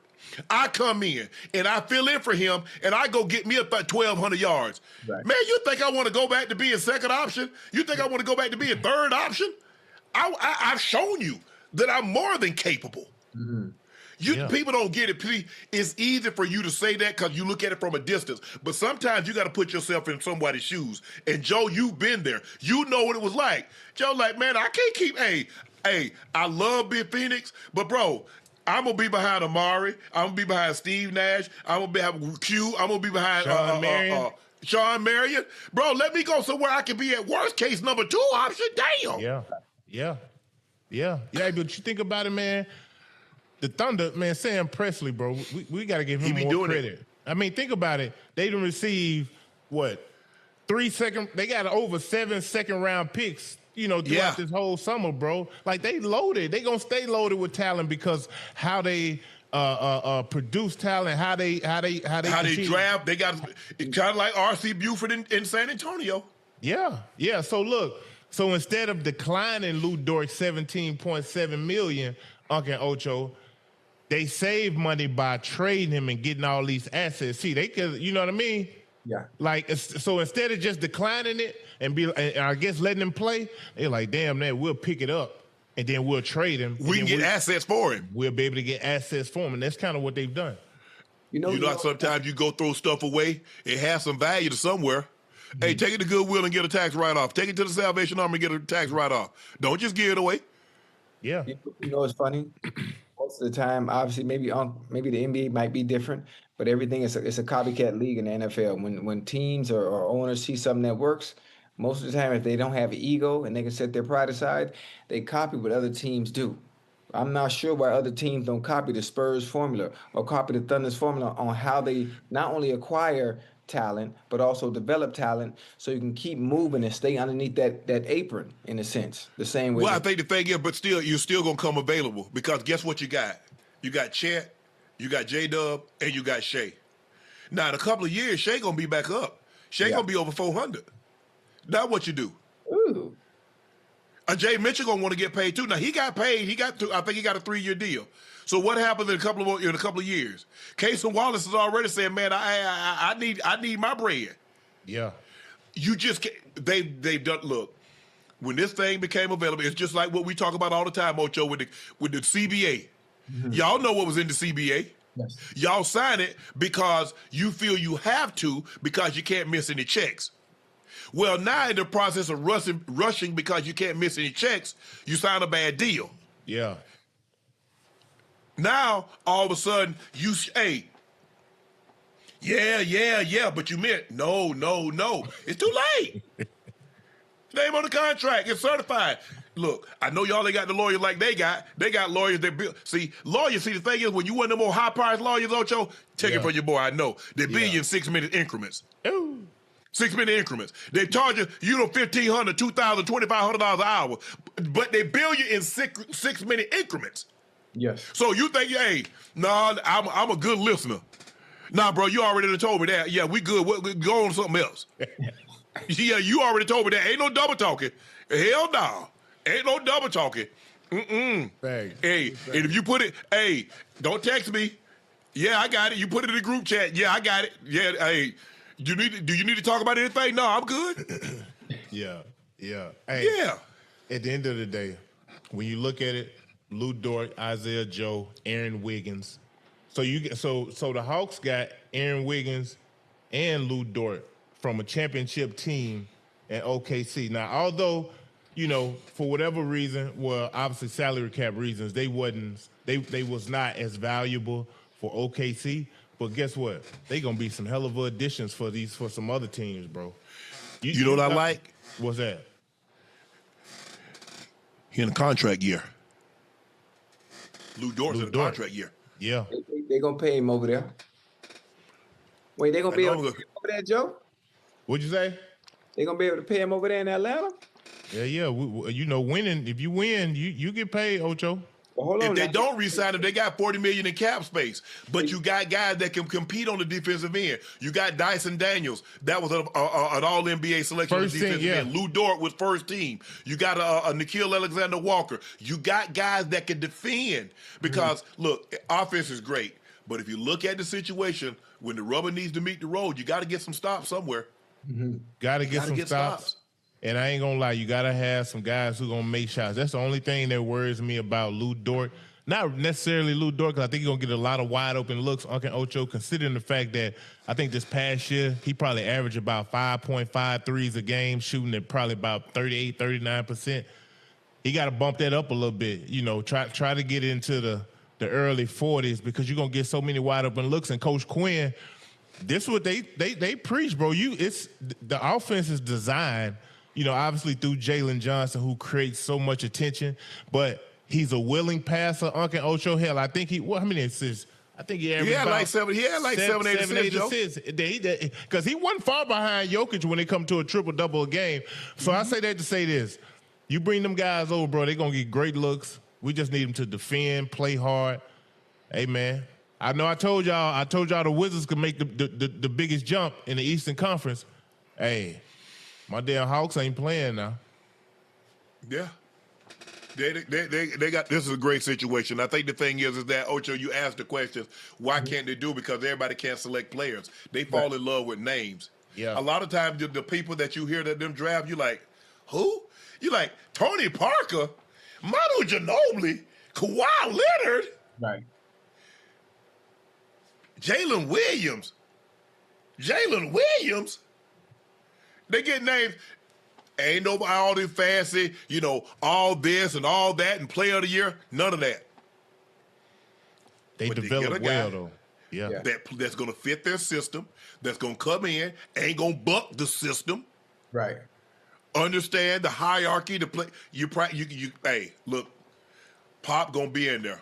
Pop gonna always have say in there. You got to understand, Pop is old school. He ain't what he once was as far as being able to get around and do things like that, but his imprint's gonna be on there. And he's gonna be able to walk into a meeting, and he's gonna be at practice and say when you bull jiving and tell you need to do better. Get good or get gone, son. Ooh. Hey, when you go to great teams like that, though, you don't have no choice but to fall in line. Absolutely. Because the best players are leading by example, Uncle Ocho, and it's just a great environment for a young cat to come into and wants to know what it's like to be a pro. I mean, let's keep it 100. Hell, it's Oklahoma City, bro. It ain't a whole hell of a lot going on that you're going to get into. You know what I mean? It's just like, I'll be honest with you, it's just like playing in Utah. Hey, man, I had a blast playing in Utah. It ain't a whole hell of a lot to do at night. So you be locked in, you know what I mean? Right. And I think that's kind of what it is at OKC. Because remember, Greg Popovich, they traded George Hill. They traded George Hill to select Kawhi. Everybody's like, why would you do that? Oh, that's why. Okay. Damn right. That's why. Tim Duncan is a no-brainer. He was the consensus #1 player in the country. Yeah. Stayed all 4 years.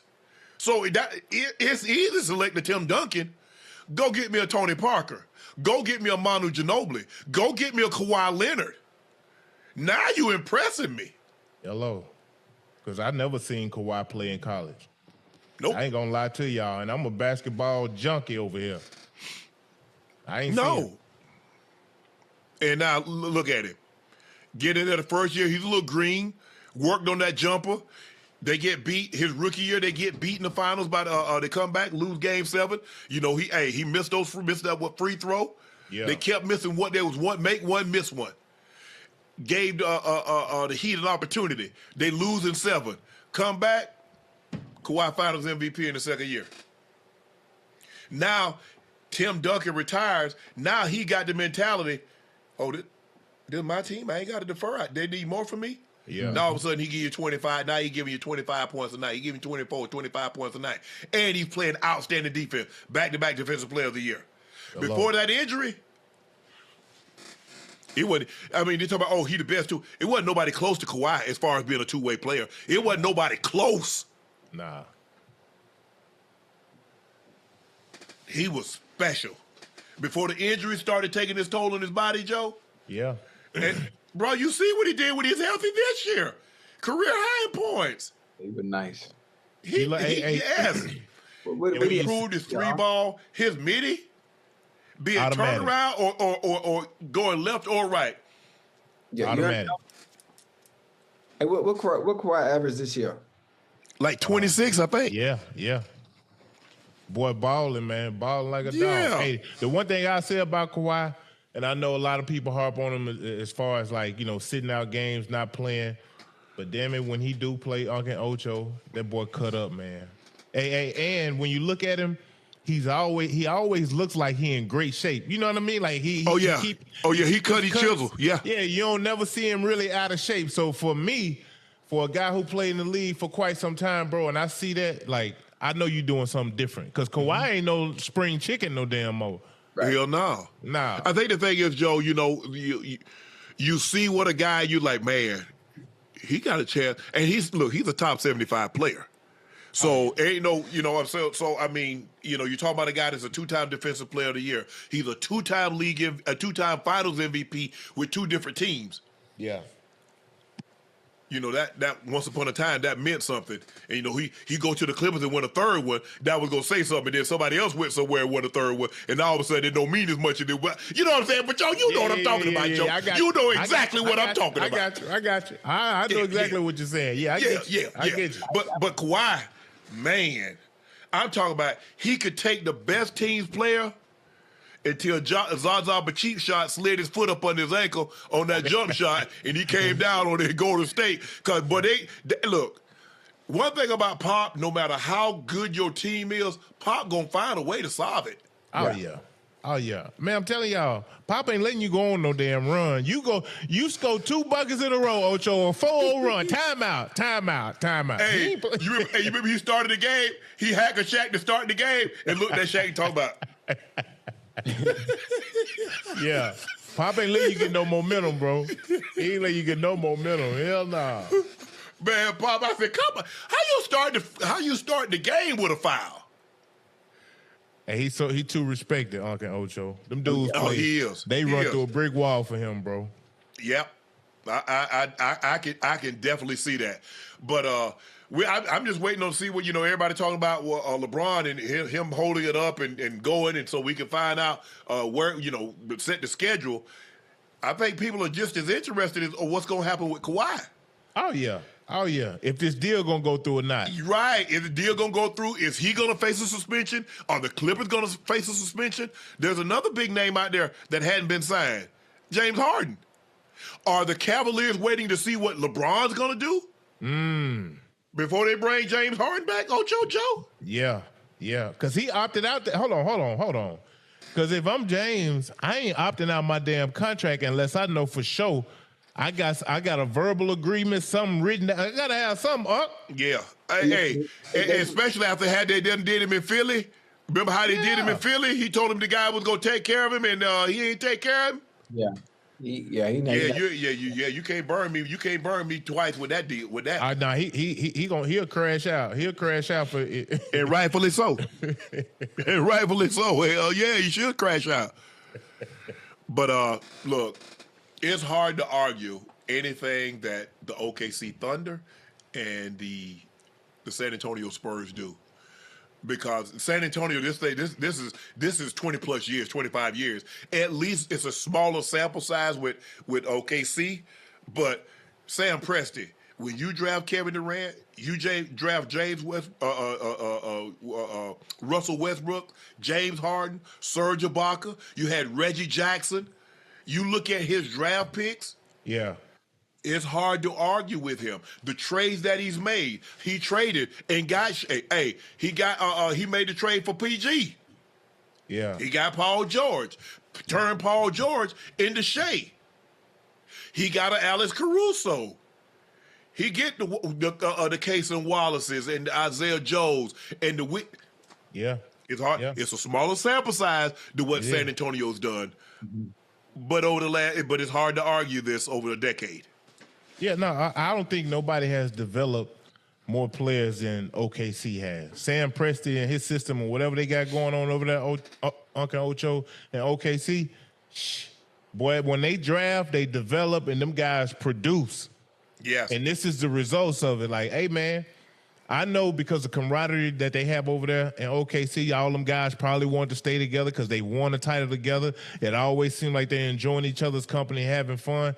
But, hey, you got to break that up, bro. You keep the core nucleus together, but a lot of them guys that's sitting on the bench, although they help in many different ways, they just aren't as valuable as a Shea, Check, J-Dub. So you kind of have to get off them guys. And then other teams, hell, they don't want you to keep winning. They want to take some of them assets you got over there. Yeah, for sure. Yeah. Absolutely. Yeah.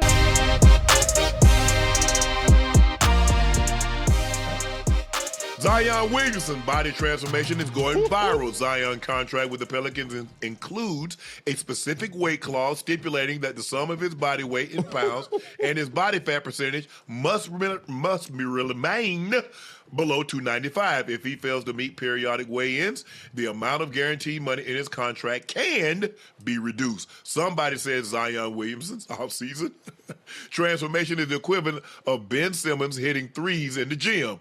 Joe? Just like your Cowboys. Is it the year? Zion, he does look good. He does look good. And when he plays, he's another one guy. We talked about Kawhi. You talk about his weight and the injuries, and he's had his fair share. But when Zion Williamson plays, he's phenomenal. Now, I wish he'd get more rebounds because I think a guy, look, if Charles Barkley can average damn double-digit rebounds, so can you. Yeah. Hey, when I seen this, bro, I said, I seen it on IG. I said, damn, somebody hearing the whispers. So I guess the guy who been training him, he responded. He was like, nah, we don't hear the whispers. Damn it, he heard something. You did it. He heard something because, man, if this man can look like this, bro, listen, he already can't be stopped when his ass play. Uncle Ocho, I don't care who you put on that man. He too quick, he too fast, he too agile. If that man in peak shape, Uncle Ocho, man, y'all so let me ask you a question, Ocho, Joe. He said his trainer said they didn't hear the whispers. So why didn't he come in there like that as a rookie? Hello. Or his second year? Hello. Or his third year? Hello. Why the hell do they got a weight clause? I bet you LeBron ain't got no weight clause in his contract. I bet Shea ain't got no weight clause in his contract. Right. So why does he have a weight clause if he ain't hearing the whispers? Why are he looking like that now? Because now I got a problem. Because you wasted 5 or 6 of these years bull jiving, but you don't hear the whispers? Come on, bro. It's okay to hear them. It's okay to hear them. This is how you should look. Now, looking like that is one thing. Staying like that is something entirely different. Because you know it's the easiest thing you do is get in shape in the offseason. Because guess what? You're structured. You're right there. But now when you start playing every other night and you hit that roll and you grabbing them wings and them chicken fingers and that burgers and you drinking them high-calorie sodas, that's when it's different. See, you got the guy cooking for you all the time. Not Ocho. I ain't got to do nothing but go work out, train, and come home, and he got veggies and he got chicken breast and he got salmon and he got that good stuff for me. Yeah. But when you going on that road, Joe, and you know this, hey, when you play on that late game on the West Coast and you just got to grab something and go, They got fried chicken, and they got pizza, wings, and they got pizza, and they got tater skins. Mm-hmm. Hey, that's when you got to be dedicated to bring your own stuff. Like Unc used to say, he used to bring his own. But man, look, damn all that. Hey, me speaking to Zion right now, bro. I'm telling you, if you can stay in this type of shape, I know you're gonna dominate. Boy, you look good, boy. I ain't gonna lie to you. He look great. This is an all-star. This body right here, all-star. This guy right here is an all-NBA selection. Oh yeah, no question. No question. Matter of fact, you know, forget the whispers. How many years he got left on his contract? Probably. Is this a contract? Probably like 2 or 3. Probably like at least 2 or 3, Ocho, because he signed the rookie extension. But they stipulated it. I can lose, Ocho. I'm not putting no. You're not finna take no money away from me. Right. Think about it. We talked about this in football, Ocho. They put in Kyler Murray's contract. Why they put that in there? What's up, y'all? It's your favorite Unc here, a proud partner of Rose Sparks. You ever had one of those nights, the energy is hitting just right? Maybe you're watching a movie, you're laughing, she scoots in a little closer on the couch, and boom, it's on. Now, in these moments, you can't get caught slipping. You got to be ready to perform like it's the big game. You hear me? And that's where Rose Sparks come in. These bad boys dissolve right under your tongue. No waiting, no water, no worries. And here's the kicker. That dual action formula stays active up to 36 hours. Now, you won't be a wreck for 36 hours, but when the moment hits, you'll be ready to go again and again and again. And again and again if necessary. You're ready to rise to the occasion. Rose Sparks, you get harder, you're more in control, and everybody leaves the room with a smile. That's what I call a win. Row connects guys with a medical provider 100% online, if approved. Treatment ships directly to your door. If prescribed, new sexual health patients get $15 off their first order of Row Sparks on a reoccurring plan. Row connects you with a provider at ro.co/nightcap to find out if prescription Row Sparks are right for you. That's ro.co/nightcap for $15 off your first order. Row Sparks is a compounded drug product. Compounded drugs are permitted to be prescribed under federal law, but are not FDA approved and do not undergo FDA safety, effectiveness, or manufacturer reviews. For full safety info, go to ro.co/safety info. Say, fellas, stay confident, stay ready, and let them sparks fly when the moment is just right. Yeah. Because they know you're not going to do what you're supposed to. I can't get you to GR. Now, I'm paying you hundreds of millions of dollars, and I got to tell you, you got to be at this weight. Yeah. Yeah. If you had a regular job and your boss tell you he stipulate your contract, you got to show up to work on time. You got to do your work. Really? They probably going to fire your ass. You know, the funny thing about it too, Unc, I'm not sure if you had anybody on your team like that. Yeah, I had a bunch of guys that couldn't make weight. Okay. Hell yeah, I had a So sometimes, you got to put stipulations on certain people that have a problem with their weight. Certain people that have a problem with drinking. Certain people that have a problem with eating. Too much. And Zion just happened to be. Have there ever been other NBA players, Uncle Joe, that have had this issue with their weight fluctuating? Yeah, it's been guys who. Yeah, Charles Barkley said he weighed 300 pounds. Charles said he didn't want to go to Philly. Yeah. What? He weighed who? He didn't want to go. Charles weighed 300. At 6'4"? He said the best thing happened to him. He went to Philly and Moses Malone. Malone said, "You got two problems, Charles." He said, "You fat and you lazy. Those are the only two problems you got." Facts. Hey, let Charles tell you the story what Mo told him. Yeah. Mo said, "Charles, you only got two problems. You fat and you lazy." You fat. Them facts. Hey, but listen. He said, "What we gonna do?" He said, "We ain't gonna do it all at once." He said, "We'll lose 10 pounds in the next month." Yeah. Charles said, "Okay, boom, lost 10." Yeah. So he felt okay, lost another 10. Charles said he got down to like 250. Yeah. It was a wrap. Couldn't do nothing with him. Hell, Charles averaged like 22 points, 11, 12 rebounds for a career. Yeah, Charles. Yeah. At 6'4". He was out there balling now. That's my thing to Zion. Zion should be a more explosive Charles Barkley. Oh yeah, but y'all better stop sleeping on Chuck. I know he talk a lot, and y'all tell you that he be on the guy's head. Charles Barkley was a great player. No, he was a dog. A great player. I remember Chuck. I remember when he was at Auburn with Chris Morris. Oh yeah. Yeah. They were good. They were really good. Chris Morris from Georgia. He a Georgia boy. Oh, is he? Yeah. I didn't know that. Yeah. Hey, but look, when you think about it,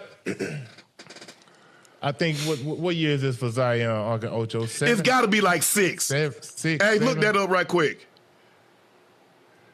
I think he has 2 more years. He has 2 more years on his contract. So guess what? He played like he's supposed to. What they gonna do, Ocho? What they gonna do, Joe? Give him another one. Guap him up, guap him down. Yeah. Hey, but listen, that's why this year is so important. That's why he's coming back looking the way he's looking. And Hey, you listen. just hope when guys like this, you hope that they've learned, and this is just not a contract year, because we've all been in situations where we see guys do what they need to do just for the contract year, and then once they get the contract, They lay down. They revert back to what they've done before. Now, I hope this isn't Zion, but look, the fact of the matter is that they put that. Man, Zion entering his 8th year. Damn, that went fast, bro. It's been 8 that fast? This will be his 8th year. Yeah. It goes fast. Hey, look, this is why it's so important, bro, that when you come into a professional sport, especially NBA, that you come into a great damn environment. Say what you want to say about the Miami Heat and Pat Riley and how strict he is. Man, that's the type of – some guys need that, bro. Think about if Zion was – man, we wouldn't have had to wait this long, Uncle Ocho, for him to get like this. Hell no. You see what I'm saying? Yep. Like, some guys really need you to be damn down they back. You know what I mean? Like, yes. I just think it's needed at times, because if you come into an environment to where they don't police you, they don't check your weight and your body fat, they don't make you lift weights, 2-3 times. Hey, man, at some point here, you going to fail. Because everybody don't have a gun in the bag. They can't police themselves. Hello. And that's the problem. And I heard Deion Dawkins say Buffalo Bills, they give you a weight to come in. If you're over that weight, they charge you $800 a pound, Ocho. Ooh. 800. When I was in the league, it was 50 and 75. But the team set that. Right. And then it doubles every time that you come in over that. So if you 2 pounds over and they charge you 50, obviously that's $100, 150 for 75. Then it doubles. So it's 150 and 200 for every pound that you over. Pounds add up quick. Because guess what? When it's hot, it's easy to get that way. You sweat that thing off, you go sit in the sauna, boom. When it's cold? What happens when it get cold? Yeah. And I know y'all know this. In Denver, it get real cold. In BMO, it get cold. It's 92. Hey, Joe, I was overweight a few times, Joe. You were? Yeah, Joe. How? Why, Joe? Joe, I came in, boy. It got cold. At 175, he ain't never been overweight. I get on the scale eating sausage biscuits. I get on the scale, Joe. I get on the scale. I'm eating sausage biscuits. I'm eating pancakes. I got pancakes in my hand. I'm eating. I ain't never had no weight problem. Yeah. Yeah. When it was hot, like September, October, I was about 190, 200. When it got cold, Joe, man, about 205. That man ain't seen 200 a day in his life. With cinder blocks tied around his ankle, he ain't 200. Bro, I was rocked up, boy. Soaking wet, he ain't 180. You can see it. Go look at it. Ocho, people can pull your thing up and watch you on YouTube, right?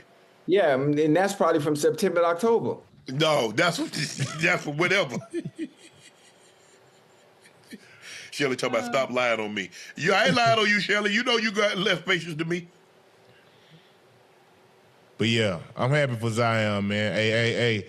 Seem like he looking forward to having a big season this year, because boy, that boy look good, boy. No, he looked great. That boy done took care of his damn. So I'm talking about, can you imagine probably the explosion that he got now? It's probably a little lighter.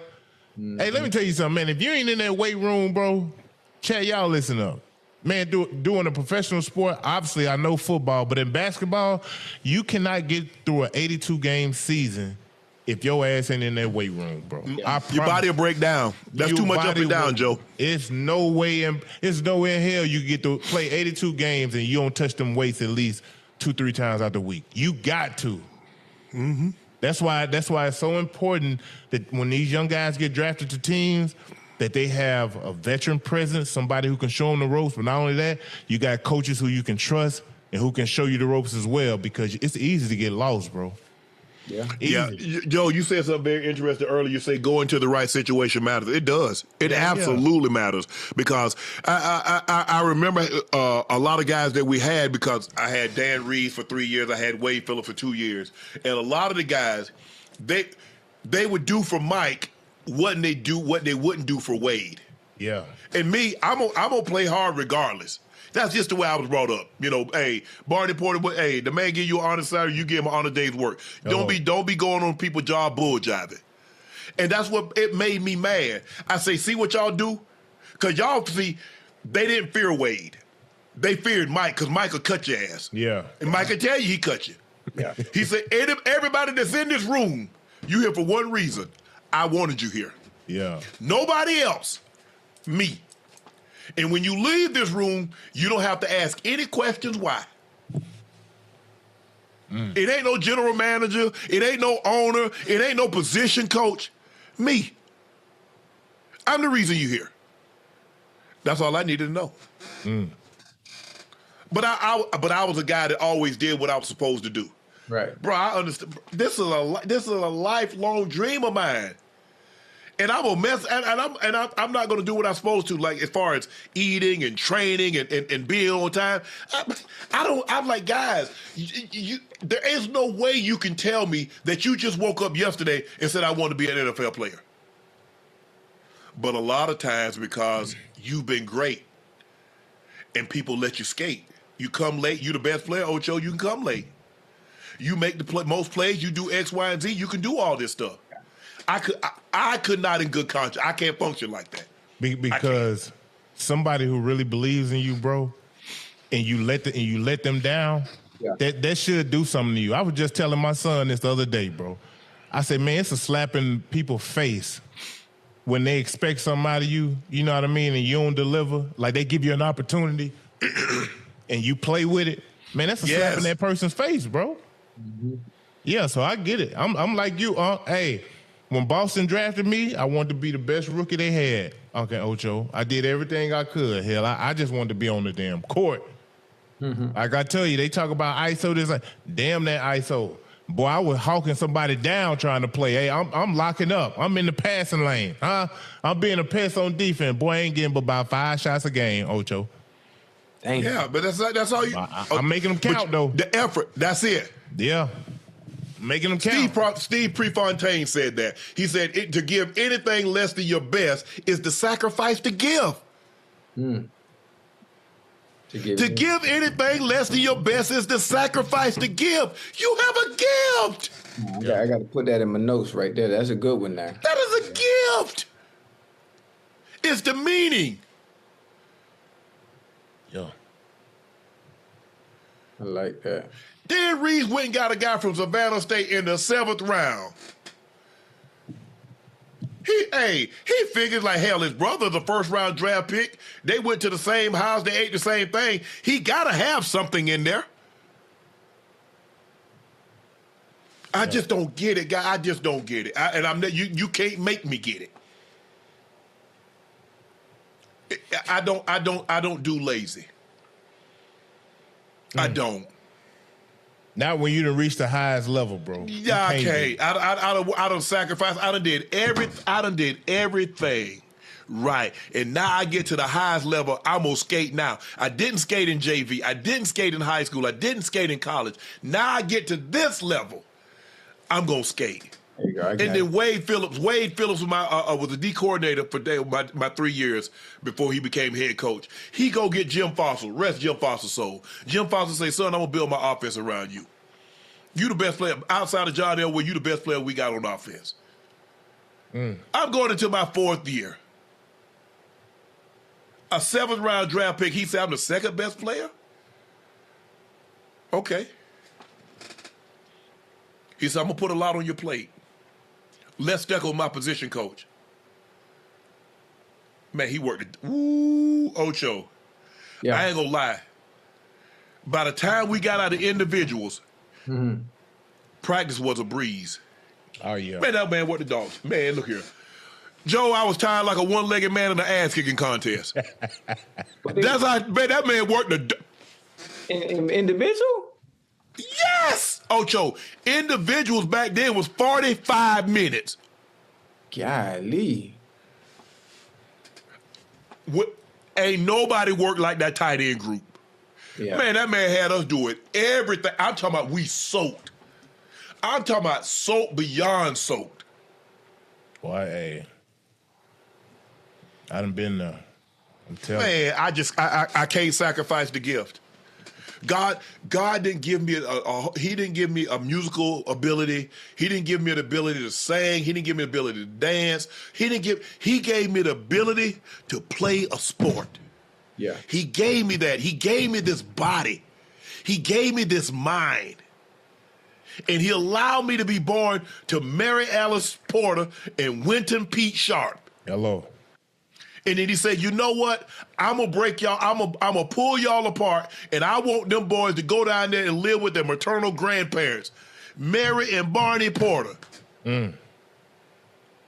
All that's a part of the plan. And people like, and people like, your mom, no. You see, as long as you don't care who get the credit, you don't realize how sometimes the best decisions don't involve you. But because you wanted to involve you, you want your name to be in print. Best decisions don't involve. Man, look here. What my mom gonna do with two teenage boys on the damn south side of Chicago? She working. My daddy going his way. My mom doing her thing, trying to work. I know where y'all can go. You gonna get 2 meals. You ain't gonna get no 3. You get cereal. If that's a meal, okay. But you gonna have a roof over your damn head. It might leak, but hey, you ain't gonna be in the rain, all the rain. It ain't gonna rain directly on your ass. It might leak a little bit on your ass. You gonna get fed, but you gonna get disciplined. And you gonna come up knowing right from wrong. Because Barney Porter ain't gonna have it no other way. And then when he passes, Mary Porter gonna be, for that first couple of years after Papa passed, she was more ruthless than he was. Yeah. Because she said, y'all, they finna slack off now. Hello. And when my mom said, Mama, I'm gonna take the boys. She said, no, you're not. Them my boys. No, you're not taking them. So, God been too good for you to sacrifice that gift, Ocho. Yeah. God gave you those feet. He gave you that ability to be entertaining. And you sacrifice it. To do what? You mess over it to do what? How many guys I can say when we go back home, hey, Sean, tell them, wasn't I better than you? That's a hell of a thing to say 40 years ago. Yeah. People looking at you like you crazy. Yeah. Yeah. Man, Sharpe, was he? No, he was really good. He was really good. Yeah, he was at that point in time, he was better than I was. He absolutely was. He ain't lie. But he wanted to drink, smoke dope, didn't want to come to school.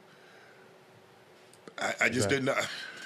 Hey, when you get exposed to stuff like that at an early age, bro, Chad, y'all stay with me, boy. You get exposed to something like that at an early age, and that's why I'm so glad, man. The homies I was kicking it with, my homeboy Vault, BG, we was together every day. None of us was on none of that. You know what I mean? We wasn't drinking, smoking. All we did was hoop. I think the guys who you grow up with, the guys who you run with, hang with, whatever the hell they doing, 9 times out of 10, you're going to be doing the same damn thing. Yeah. So once I got to high school. I was hanging in them fields. What'd you say? I was hanging in them fields, picking peas, picking up pecans. I was like, damn, I remember, being Spanky, we talked about, I was like, man, do you think other kids work like we work? Hell no. I ain't go to school. I had never went to school the next summer. Kids, obviously the white kids, they going to Disney, they doing stuff like that. They ain't talking about working.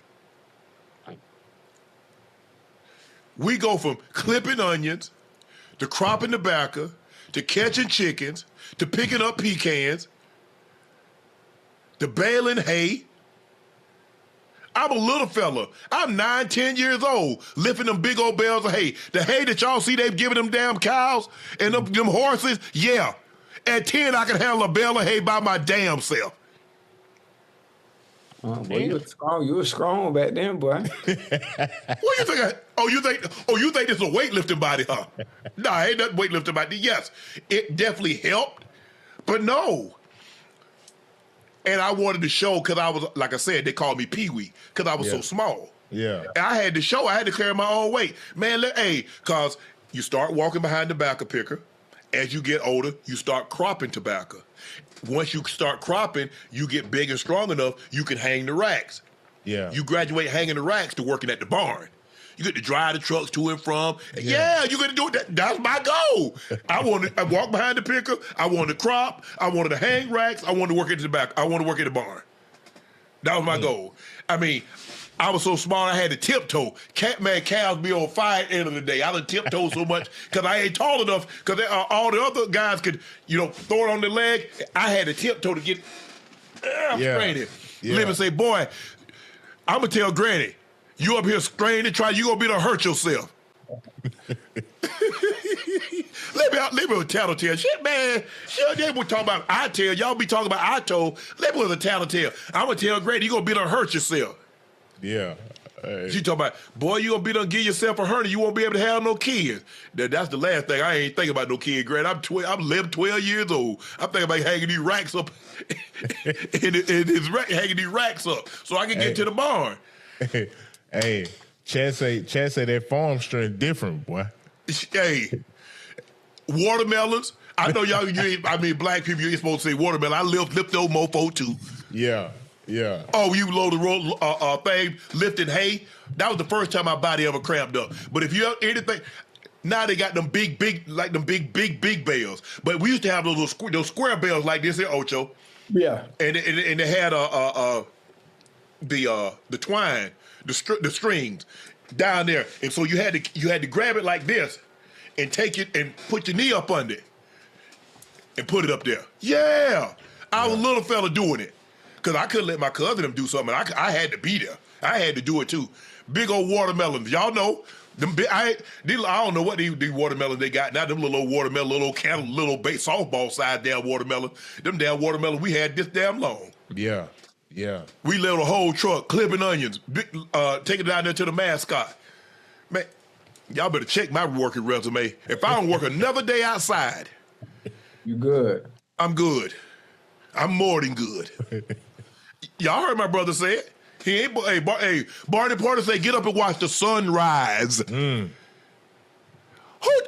heard that? Chad, anybody heard that? Anybody parents tell them that? Grandparents tell them that? I ain't never. Get up and watch the sunrise on a Saturday. I ain't never heard that. I didn't. Hey, but guess what, man? It built good character, man. It shaped y'all up, man, to some decent young men. It shaped y'all up. Hey, it was gonna build me to go to the military because I was already disciplined. And my brother said, if my grandfather doesn't pass, because he already told the coaches, Coach Hall coached all my uncles. My uncles ended up breaking their leg, breaking their collarbone, and Barney said, nah. He said, no.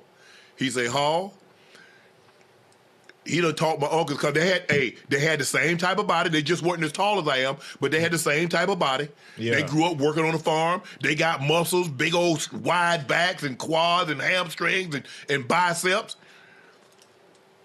Coach Hall done talked Papa into letting them play. He say, Hall, if one of them boys get hurt, who gonna help me on this damn farm? Oh, Mr. Porter, ain't nothing gonna happen to him. James break his leg. Ooh.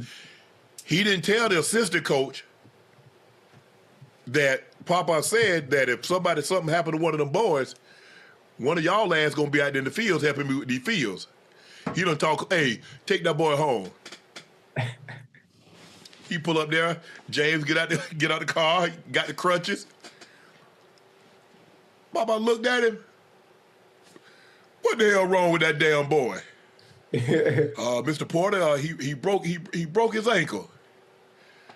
Did Hall tell you what I had told him? No, sir. He said, I told him if something happened to one of them damn boys, one of y'all gonna get y'all ass out there in the field with me. Well, Mr. Barney, I don't know anything. I don't know anything about farming. So who in the hell gonna help me in these fields? He said, don't worry about it. You won't get another one. You won't get another one. So he wasn't gonna let us play. Me and Frank had already decided, hey, I'm going to the military. I ain't finna be working. I ain't finna be working like this here. No. Hell no. That got some good labor out of y'all, boy, in the military. Hey, Joe, I was working minimum wage was $3.37 an hour. It ain't much more right now when your bull job is $7.25. That's what the federal level is. I mean, state, it varies, $10, $15, $20, $25. But minimum wage was $3.37 an hour. I ain't telling you what somebody told me. I'm telling you what I know. $5 a day. That's what we made. $5. Now, if you crop the back, you got 16. But I walked behind the picker. I got 5. And it made a mistake in bull jive, and he took my pay down and got a raise. I got a raise, the $6, because my cousin Lanny talked me into getting the raise. I said, Mr. Joe, man, we be working hard. Yeah. He said, y'all Pee Wee is, called my cousin Sundown, because he said, Mr. Joe, the sun done gone down. It's time to knock off now. That's what we call getting off work, knocking off. He said, all right, Pee Wee Sundown, what you think y'all worth? I said, $1. He gave us $1. And then Glenn, Libby take her black ass home. Granted, Mr. Joe gave them boys a raise, $1 raise, and all they do is play. Granted, talking about, you just rock it just like this, Joe, don't you? hey, in that chair. Granny ain't say nothing. Mr. Joe pull up the next morning. Joe, hey, Mary, how you doing? I'm good. Libby told me you gave them boys a raise. I said, yeah, Mary, they them little fellas, they work hard now. Yeah, but she told me all they did was play. She said, take it back.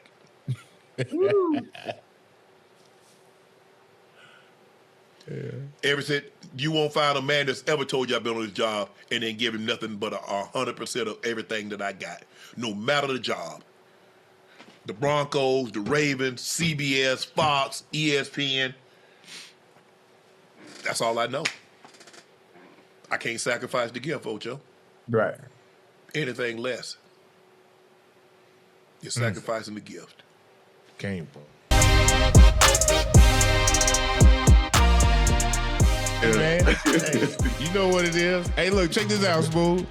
We got this Kawhi investigation that can go on with the NBA into 2027 per Baxter Holmes. They saying the NBA is investigating into whether the LA Clippers circumvented the salary cap to pay Kawhi Leonard. Say it could drag into 2027 if the parties don't agree on the findings or any proposed settlements that involves punishing the team.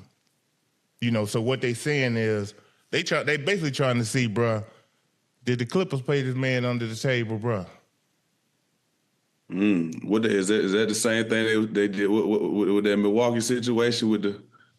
Well, but hold up now. We had a teammate in Joe Smith, who played with us in Atlanta, but he played for the Minnesota Timberwolves at the time. Yeah. He was getting that under the table. You know what I mean? So my thing is, because it was such a war in between, okay, is Kawhi going to the Lakers? Is he gonna go to the Lakers or is he gonna go to the Clippers? Right. That's all I'm saying. I ain't saying they did, but this investigation obviously. This is allegedly, right? All this stuff is allegedly. Well, this is alleged, but I'm giving you the. Yeah, I mean, yeah, I'm giving. See, look, because information. Yeah, I'm just giving you the information because see what you got to understand is the Raptors are refusing to complete the trade for Kawhi because they're unwilling to take on the risk. The potential NBA, the penalties that's gonna come from the NBA. This is per Ramona Shelburne. You know what I mean? She's an NBA insider, so this got some weight to it, bro. Got some legit. Okay, it's legit a little bit. Okay.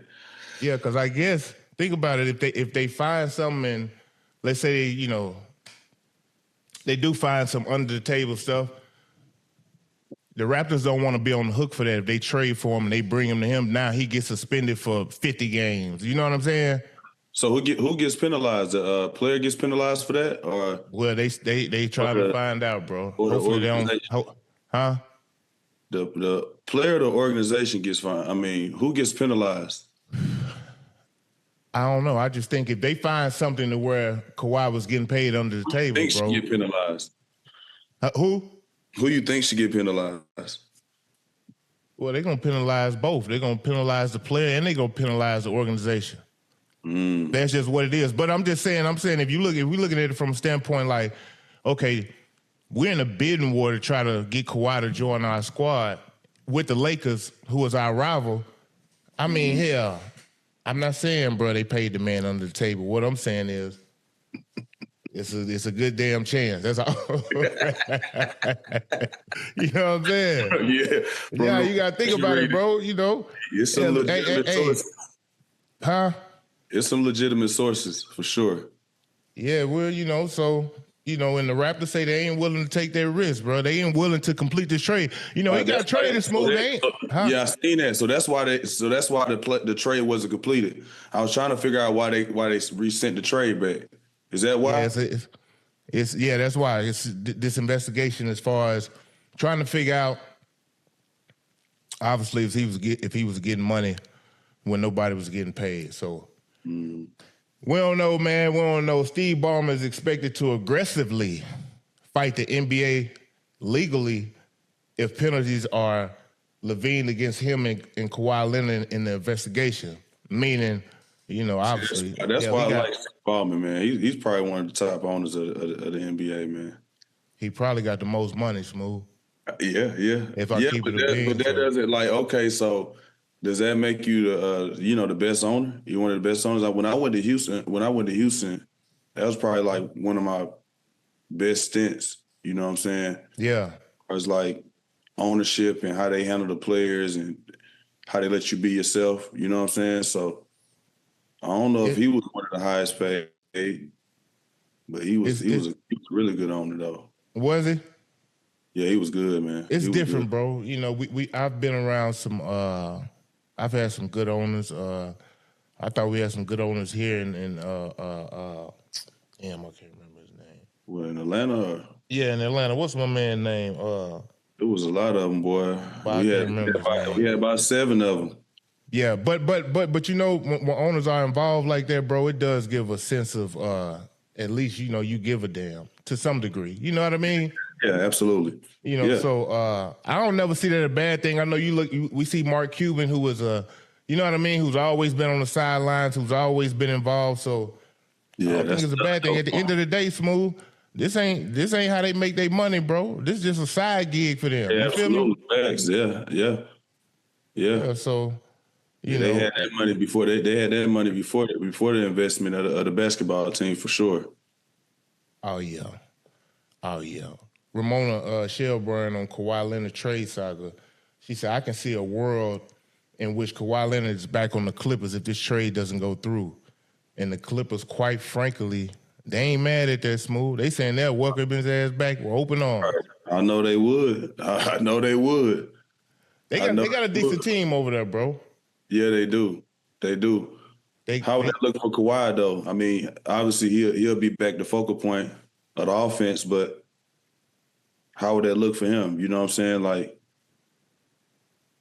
him coming back to a team that was possibly trying to trade him. Man, listen. It's part of the business, bro. Yeah, he just came off statistically, Smooth. You know, one of his best years as a professional. Well. You know what I'm saying? Well. Yeah, he played well. Yeah, I think Kawhi is a guy who you probably could put in any system.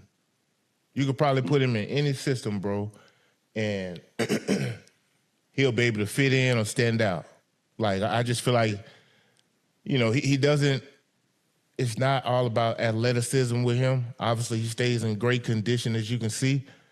But hell, if Toronto would have got him, or if this trade is still able to go through, it changed the trajectory for the Raptors as far as them contending, bro. I mean, if they get him, it just changed. I think if you Brandon Ingram, hell, you probably on the cusp, like, damn, you know. Mm-hmm. You know what I mean? Because they sending you to the Clippers, and now you probably got to go back. You feel what I'm saying? Yeah, right. And he probably was excited about that trade. You saying for him to get an opportunity? You know, going out there to L.A., you know, a little bit, you know, he a little bit more Hollywood now. He got that, you know, he with Glorilla. They building a little something out there with the Clippers, man. I like the youth that they got on their team, so you know we'll see what happens with this whole ordeal. They say they're trying to get it done before the season starts. What you think? You think they're gonna get this resolved? Like as far as them making a decision on the possible like suspensions and stuff like that. Or if you don't find nothing, I'm just saying, man, we got a trade that's pending. Because about it too, though, you got to also consider and put in the fact that Steve Ballmer talking about he gonna fight the NBA. Will that prolong the process? I don't know, bro. Maybe, but I think if both parties can come together and come to some agreement, I mean, what they probably looking for, Smooth, if we keeping it a bean, bro, they ain't gonna find it. You know what I'm saying? Yeah, fact. So, I don't know, bro. I don't know. I hope they get this thing squared away, though. Right. Yes, sir. What else up? What you been on today, bro? Man, just chilling, man. Took my Josh got back in town today. He was out there in LA with Rondo. Putting that work in. Yeah. You know, putting that work in with his uncle and his his cousin, they family, he family for sure. So yeah. Putting that work in him and then being able to see I think he was working out with Chris Johnson. I was able to see LeBron and Tyrese Maxey up there, so he got a little excited about that. Yeah. I asked him to take a picture, but the Atlanta in him, he kind of, he was like, no, I ain't take one. You know what I'm saying? I said, bro, if you don't take you a picture, bro, stop playing. You know what I'm saying? Like, you know what I mean? He was excited. He was like, yeah. Hey, man. Hey, it take you to another level, bro. You know, when you be around greatness like that, and you see what it look like, you see how hard cats work, and at a young age, you take on that challenge, you embrace it, and you go out there and put that grind in, put that work in. Come on, man. The good thing about it, they was working out. They worked out right before them, so he was able to kind of like get to watch some of the workout and how they work, how professionals work. You know what I'm saying? Yeah. So that was good for him to be able to check out. Hey, that's what's up, man. You gotta keep young and head straight, bro. Keep him going. Cause he gonna have the talent, bro. You know, the grind, that's sold separately, homie. You know what I'm talking about? Well, yeah, because he got the height now. He like 6'7", 6'7.5". Yeah. He growing. He got the height, so it's all about, keep unlocking Pandora's box, man. Keep unlocking, that's it, bro. Keep unlocking some skills. You know what I'm saying? Yes, sir. Yes, sir. Hey, you got to master the basics. You know what I mean? You master the basics, bro. The rest will come.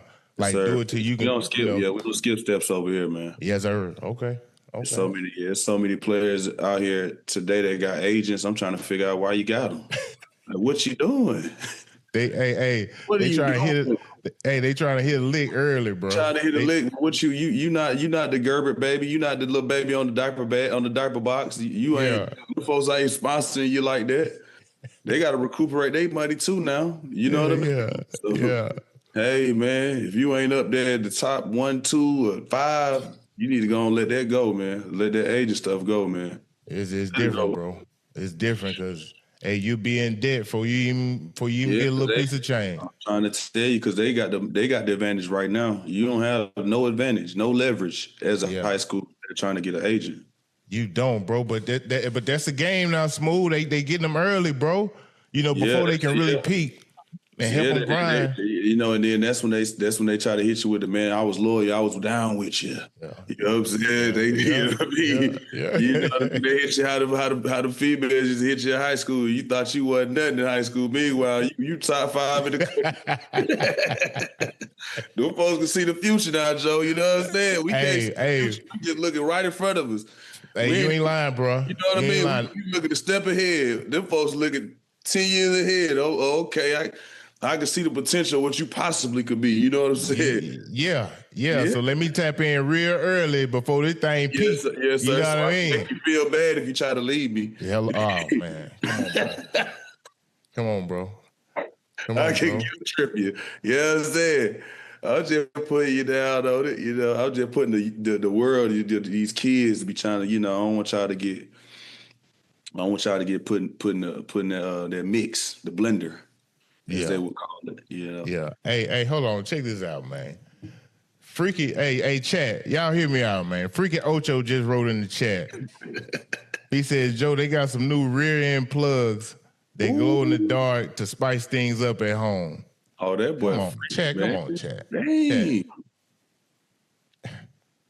Dang. I mean, chat. That's Ochocinco, bro. He just Ocho. smooth. I ain't never seen nobody. Him and them some wild boys, man. They must have got them new hip replacements, man. They cutting up. Slow it down. Then we're gonna take some years off of it. All that thumping and bumping, man. You know what I'm saying? Yes. I know Uck would have chill out and slow it down. Hey, listen, man. Listen. You know, them boys over the top. I feel like God dropped me here, bro, to keep them dudes sane, man. I had to keep them boys under control, man. Them boys wild. You the glue, man. You the glue. Hey, man, I say, man, listen. Boys ain't nothing but God. Somebody got to slow these boys down. They can't be stopped, though. Ocho just too much. Yeah, all right. He way too much. That's that Florida in them, man. The Miami boy is different, man. Ooh-wee. They're a little different, man. Some of them water down there, twin.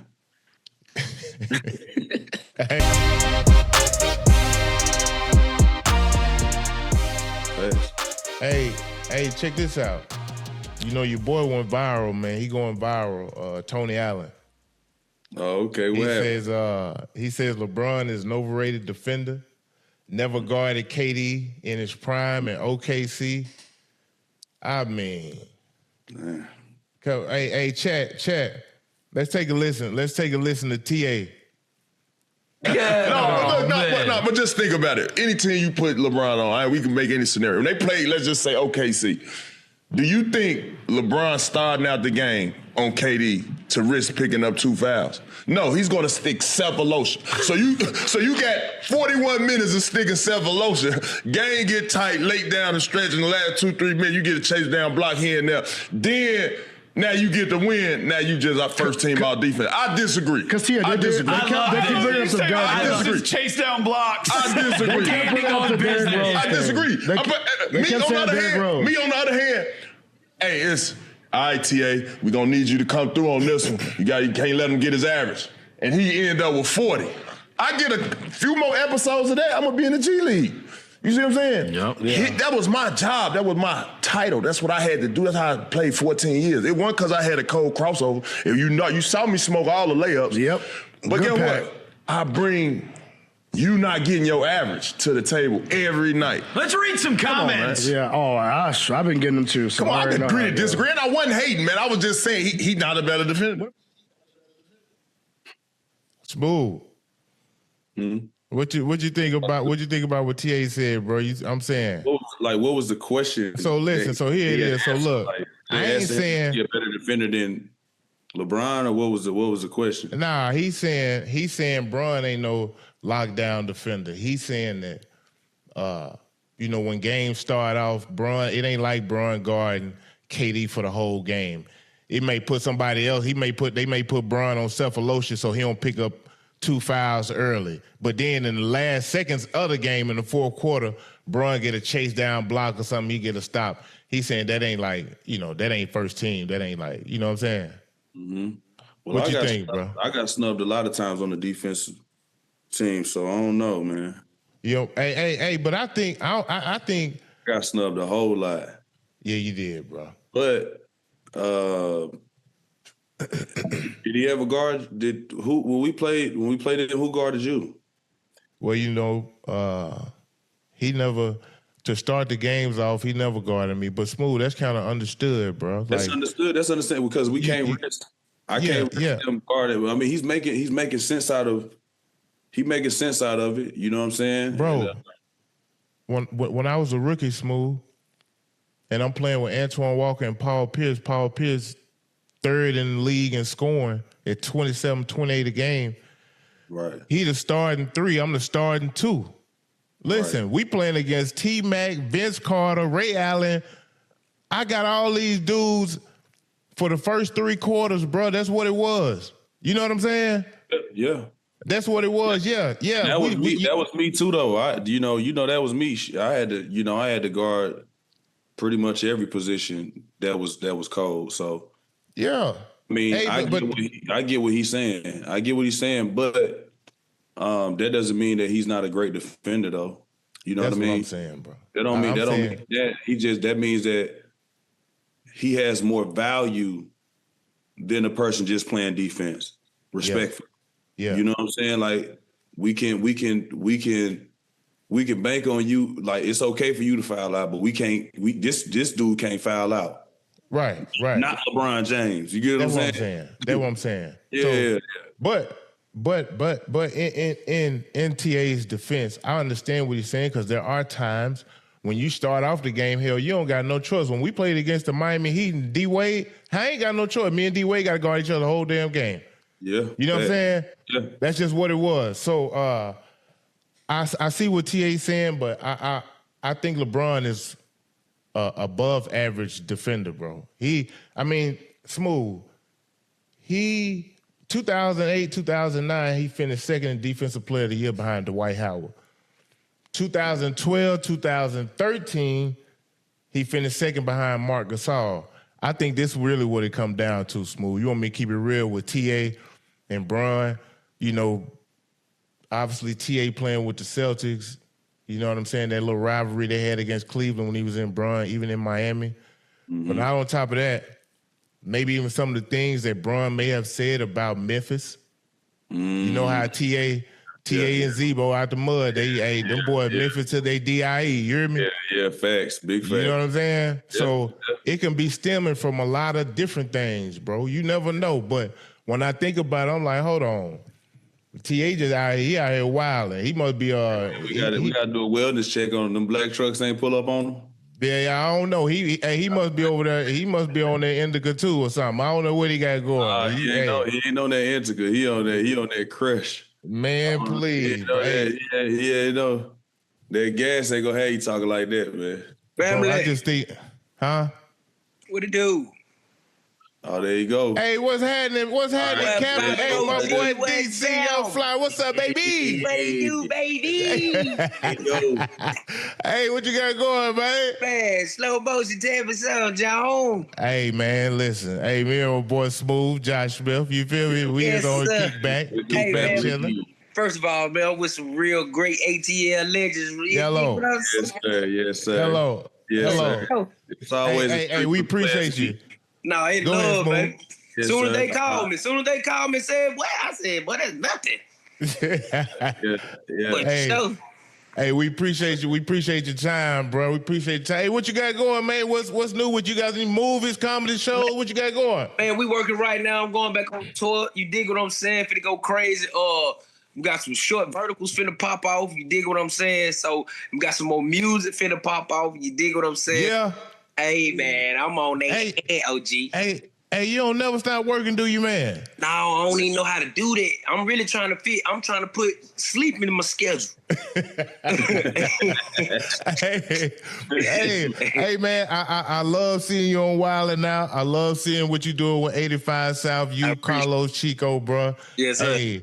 Hey, you boys some real fools over there, man. We appreciate everything y'all do, bro. We really do. Appreciate it, man. We've been watching y'all, man, since we were nigga jits and just, you know what I mean? It's just an honor. Just every time I see you at the arena, you feel what I'm saying? I always show love because I remember the times when I used to come down there and watch y'all. I remember the time I used to come down there and watch you, John. You feel what I'm saying? So just by me knowing y'all and I'm going to still be real. Your dunk contest still the best one. You hear me? Sir, yes, sir. Appreciate that, family. Yes, sir. Appreciate it. Listen, I remember I took my daughter, bro, to the Hawks game, Smooth. It was about a year and a half ago. And I walk in there, I see DC Young Fly, T.I., 2 Chainz. I said, damn, did y'all get out the same car? Hey, listen.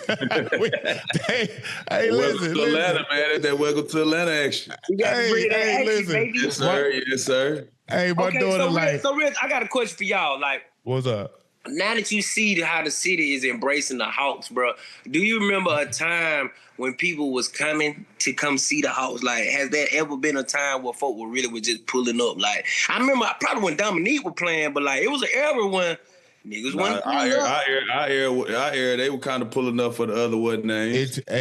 After about, I ain't gonna lie to you, DC, after it took us about 3 years. I got here the first 2 years. They were brutal. I ain't gonna lie to you. They were brutal. After I think that, it picked up when you came. First of all, Josh, when you came, it gave super excitement. Like we had nothing. Hey, that's one thing. That's facts though, bitch. Hey, that's one thing I love about it. So growing up, man, you know, man, the town wasn't then the Hawks, but Nathaniel, boy. And the crazy part about it, we want to chill. Form like we want to chill. You feel what I'm saying? So just seeing the energy now, like in the arena, bro, it like hell yeah, man. Hey, look, that's how I always envisioned it, bro. You know, when I came here. Like the city jumping too hard, bro. It's a capital of entertainment. It's like you have so many guys coming out. You know what I mean? Right. Like I just felt like black excellence, man. It's wide open. It's wide open for somebody to come over here and take over. Hey. So speaking of that, DC, what you think about the Hawks, bro? What our chances look like, considering the fact now we know we need. But the closeout game, the closeout game was ugly. We know that. We leave that alone. We ain't even got to go there. Come on, Jay. By 80. But listen. Look how the Knicks did every damn body else. Okay, but look, I do say that we gave the Knicks their energy, they umph. Yeah. In the kick ass. Yeah. Ever since them 2 wins we got, them boys turned up and did not stop. They did. You dig what I'm saying? I'm gonna be real, bro. I like the bit. I feel like we need a real solid. I want to say big man because we got some big man. I only want to say we need a Dennis Rodman, shout. Yeah, you saying we need somebody that can wipe that glass. We need somebody to go get them second, third chance shots because the Hawks, we good off our first chance shot. After that, if we miss, it's a wrap. It's a wrap. It's a wrap. Hey, listen. I think the Hawks in good hands, bro. I think it's gonna be I think we super good now. Oh yeah, it's gonna be even better. Hey, look. Hey, look. When me and you was there, you know, we was all me, you, 2 Chainz, and T.I. 2 Chainz already. He been had his season tickets. Right, we talking about we talking about season tickets, right, Smooth? So look, after we got through talking about season tickets, I look up DC got him a damn job in there. He like, hey, I'm good. I'm trying to cut them season tickets in half, buddy. Oh my God. Hey, hold up. I say, DC, I feel you though, bro. Hey, you know what? The city love you, bro. They embrace you. You know what I mean? Especially when you do the little halftime things, when you interview people. Yes, sir. If I'm keeping it real, DC, when we did that interview that was last season. When we did that interview at the Hawks, everything kind of changed, bro. People started hitting me after that as far as trying to do different things. Because I hadn't done a lot of interviews and things like that. You know what I mean? Right. I want to appreciate you, bro. I want to appreciate you for that opportunity, my dude. Oh, man, they love, man. And you know, that's what our platforms is for, bro. You feel me? To just cross-brand and show another side of people. You feel what I'm saying? Like, we ain't got to go talk to the other side. You feel me? We can go talk to our people. And when we had these type of conversation, bro, like, you also got to understand, people don't be understanding that we really tight, we really cool. So when they see us kicking it, when they see us having these conversations and they get to hear our intellect, they like, oh, that's who these folk really is. Oh, okay. Yeah. Oh, it made me respect their game way more. You feel me? So anytime, OG, anytime. Oh, yeah, man. We, you know what? Me and Smooth might have to pull up over there on you and Carlos and Chico, man. Y'all be over there. Got to go 85. What'd you say, Smooth? Got to go 85. Yeah. That's it. Open when you ready. Hey, and my boy Nav over there too. My boy Nav. Yeah, that's my guy right there. That's my dog for real. That's my partner right there. Yeah. Hey man, hey, last time I talked to you too, I know you were telling me about that knee, man. You get that knee fixed? Hey man, the meniscus is all the way good. We back in the gym. We back playing golf. I bowl. Y'all boy bowl? Oh yeah. What's your high? What you say? What's my high? Yeah. You catch me on a good day, DC. I bowl like a 220 or something. Two. That's cool. I like that. That's cool. That's my high. What about you? You like that? Like that? I got 279. Oh man, come on, bro. Yeah, I'm trying. What you doing? Yeah, I'm trying to get that 300, man. That's my goal. Oh man, hey, Smooth. He one of them dudes. You don't want to go bowling with him, bro. I got 6 bowling balls. Bowling shark, man. Oh, he got 6 bowling. Oh, he okay. Oh, so hey, hold on. I got to adjust. Hold on. So you in bowling leagues and all that? It depends on how the lane is. I gotta adjust, man. You feel me? Yeah. I like I already do it. I like the old school thing.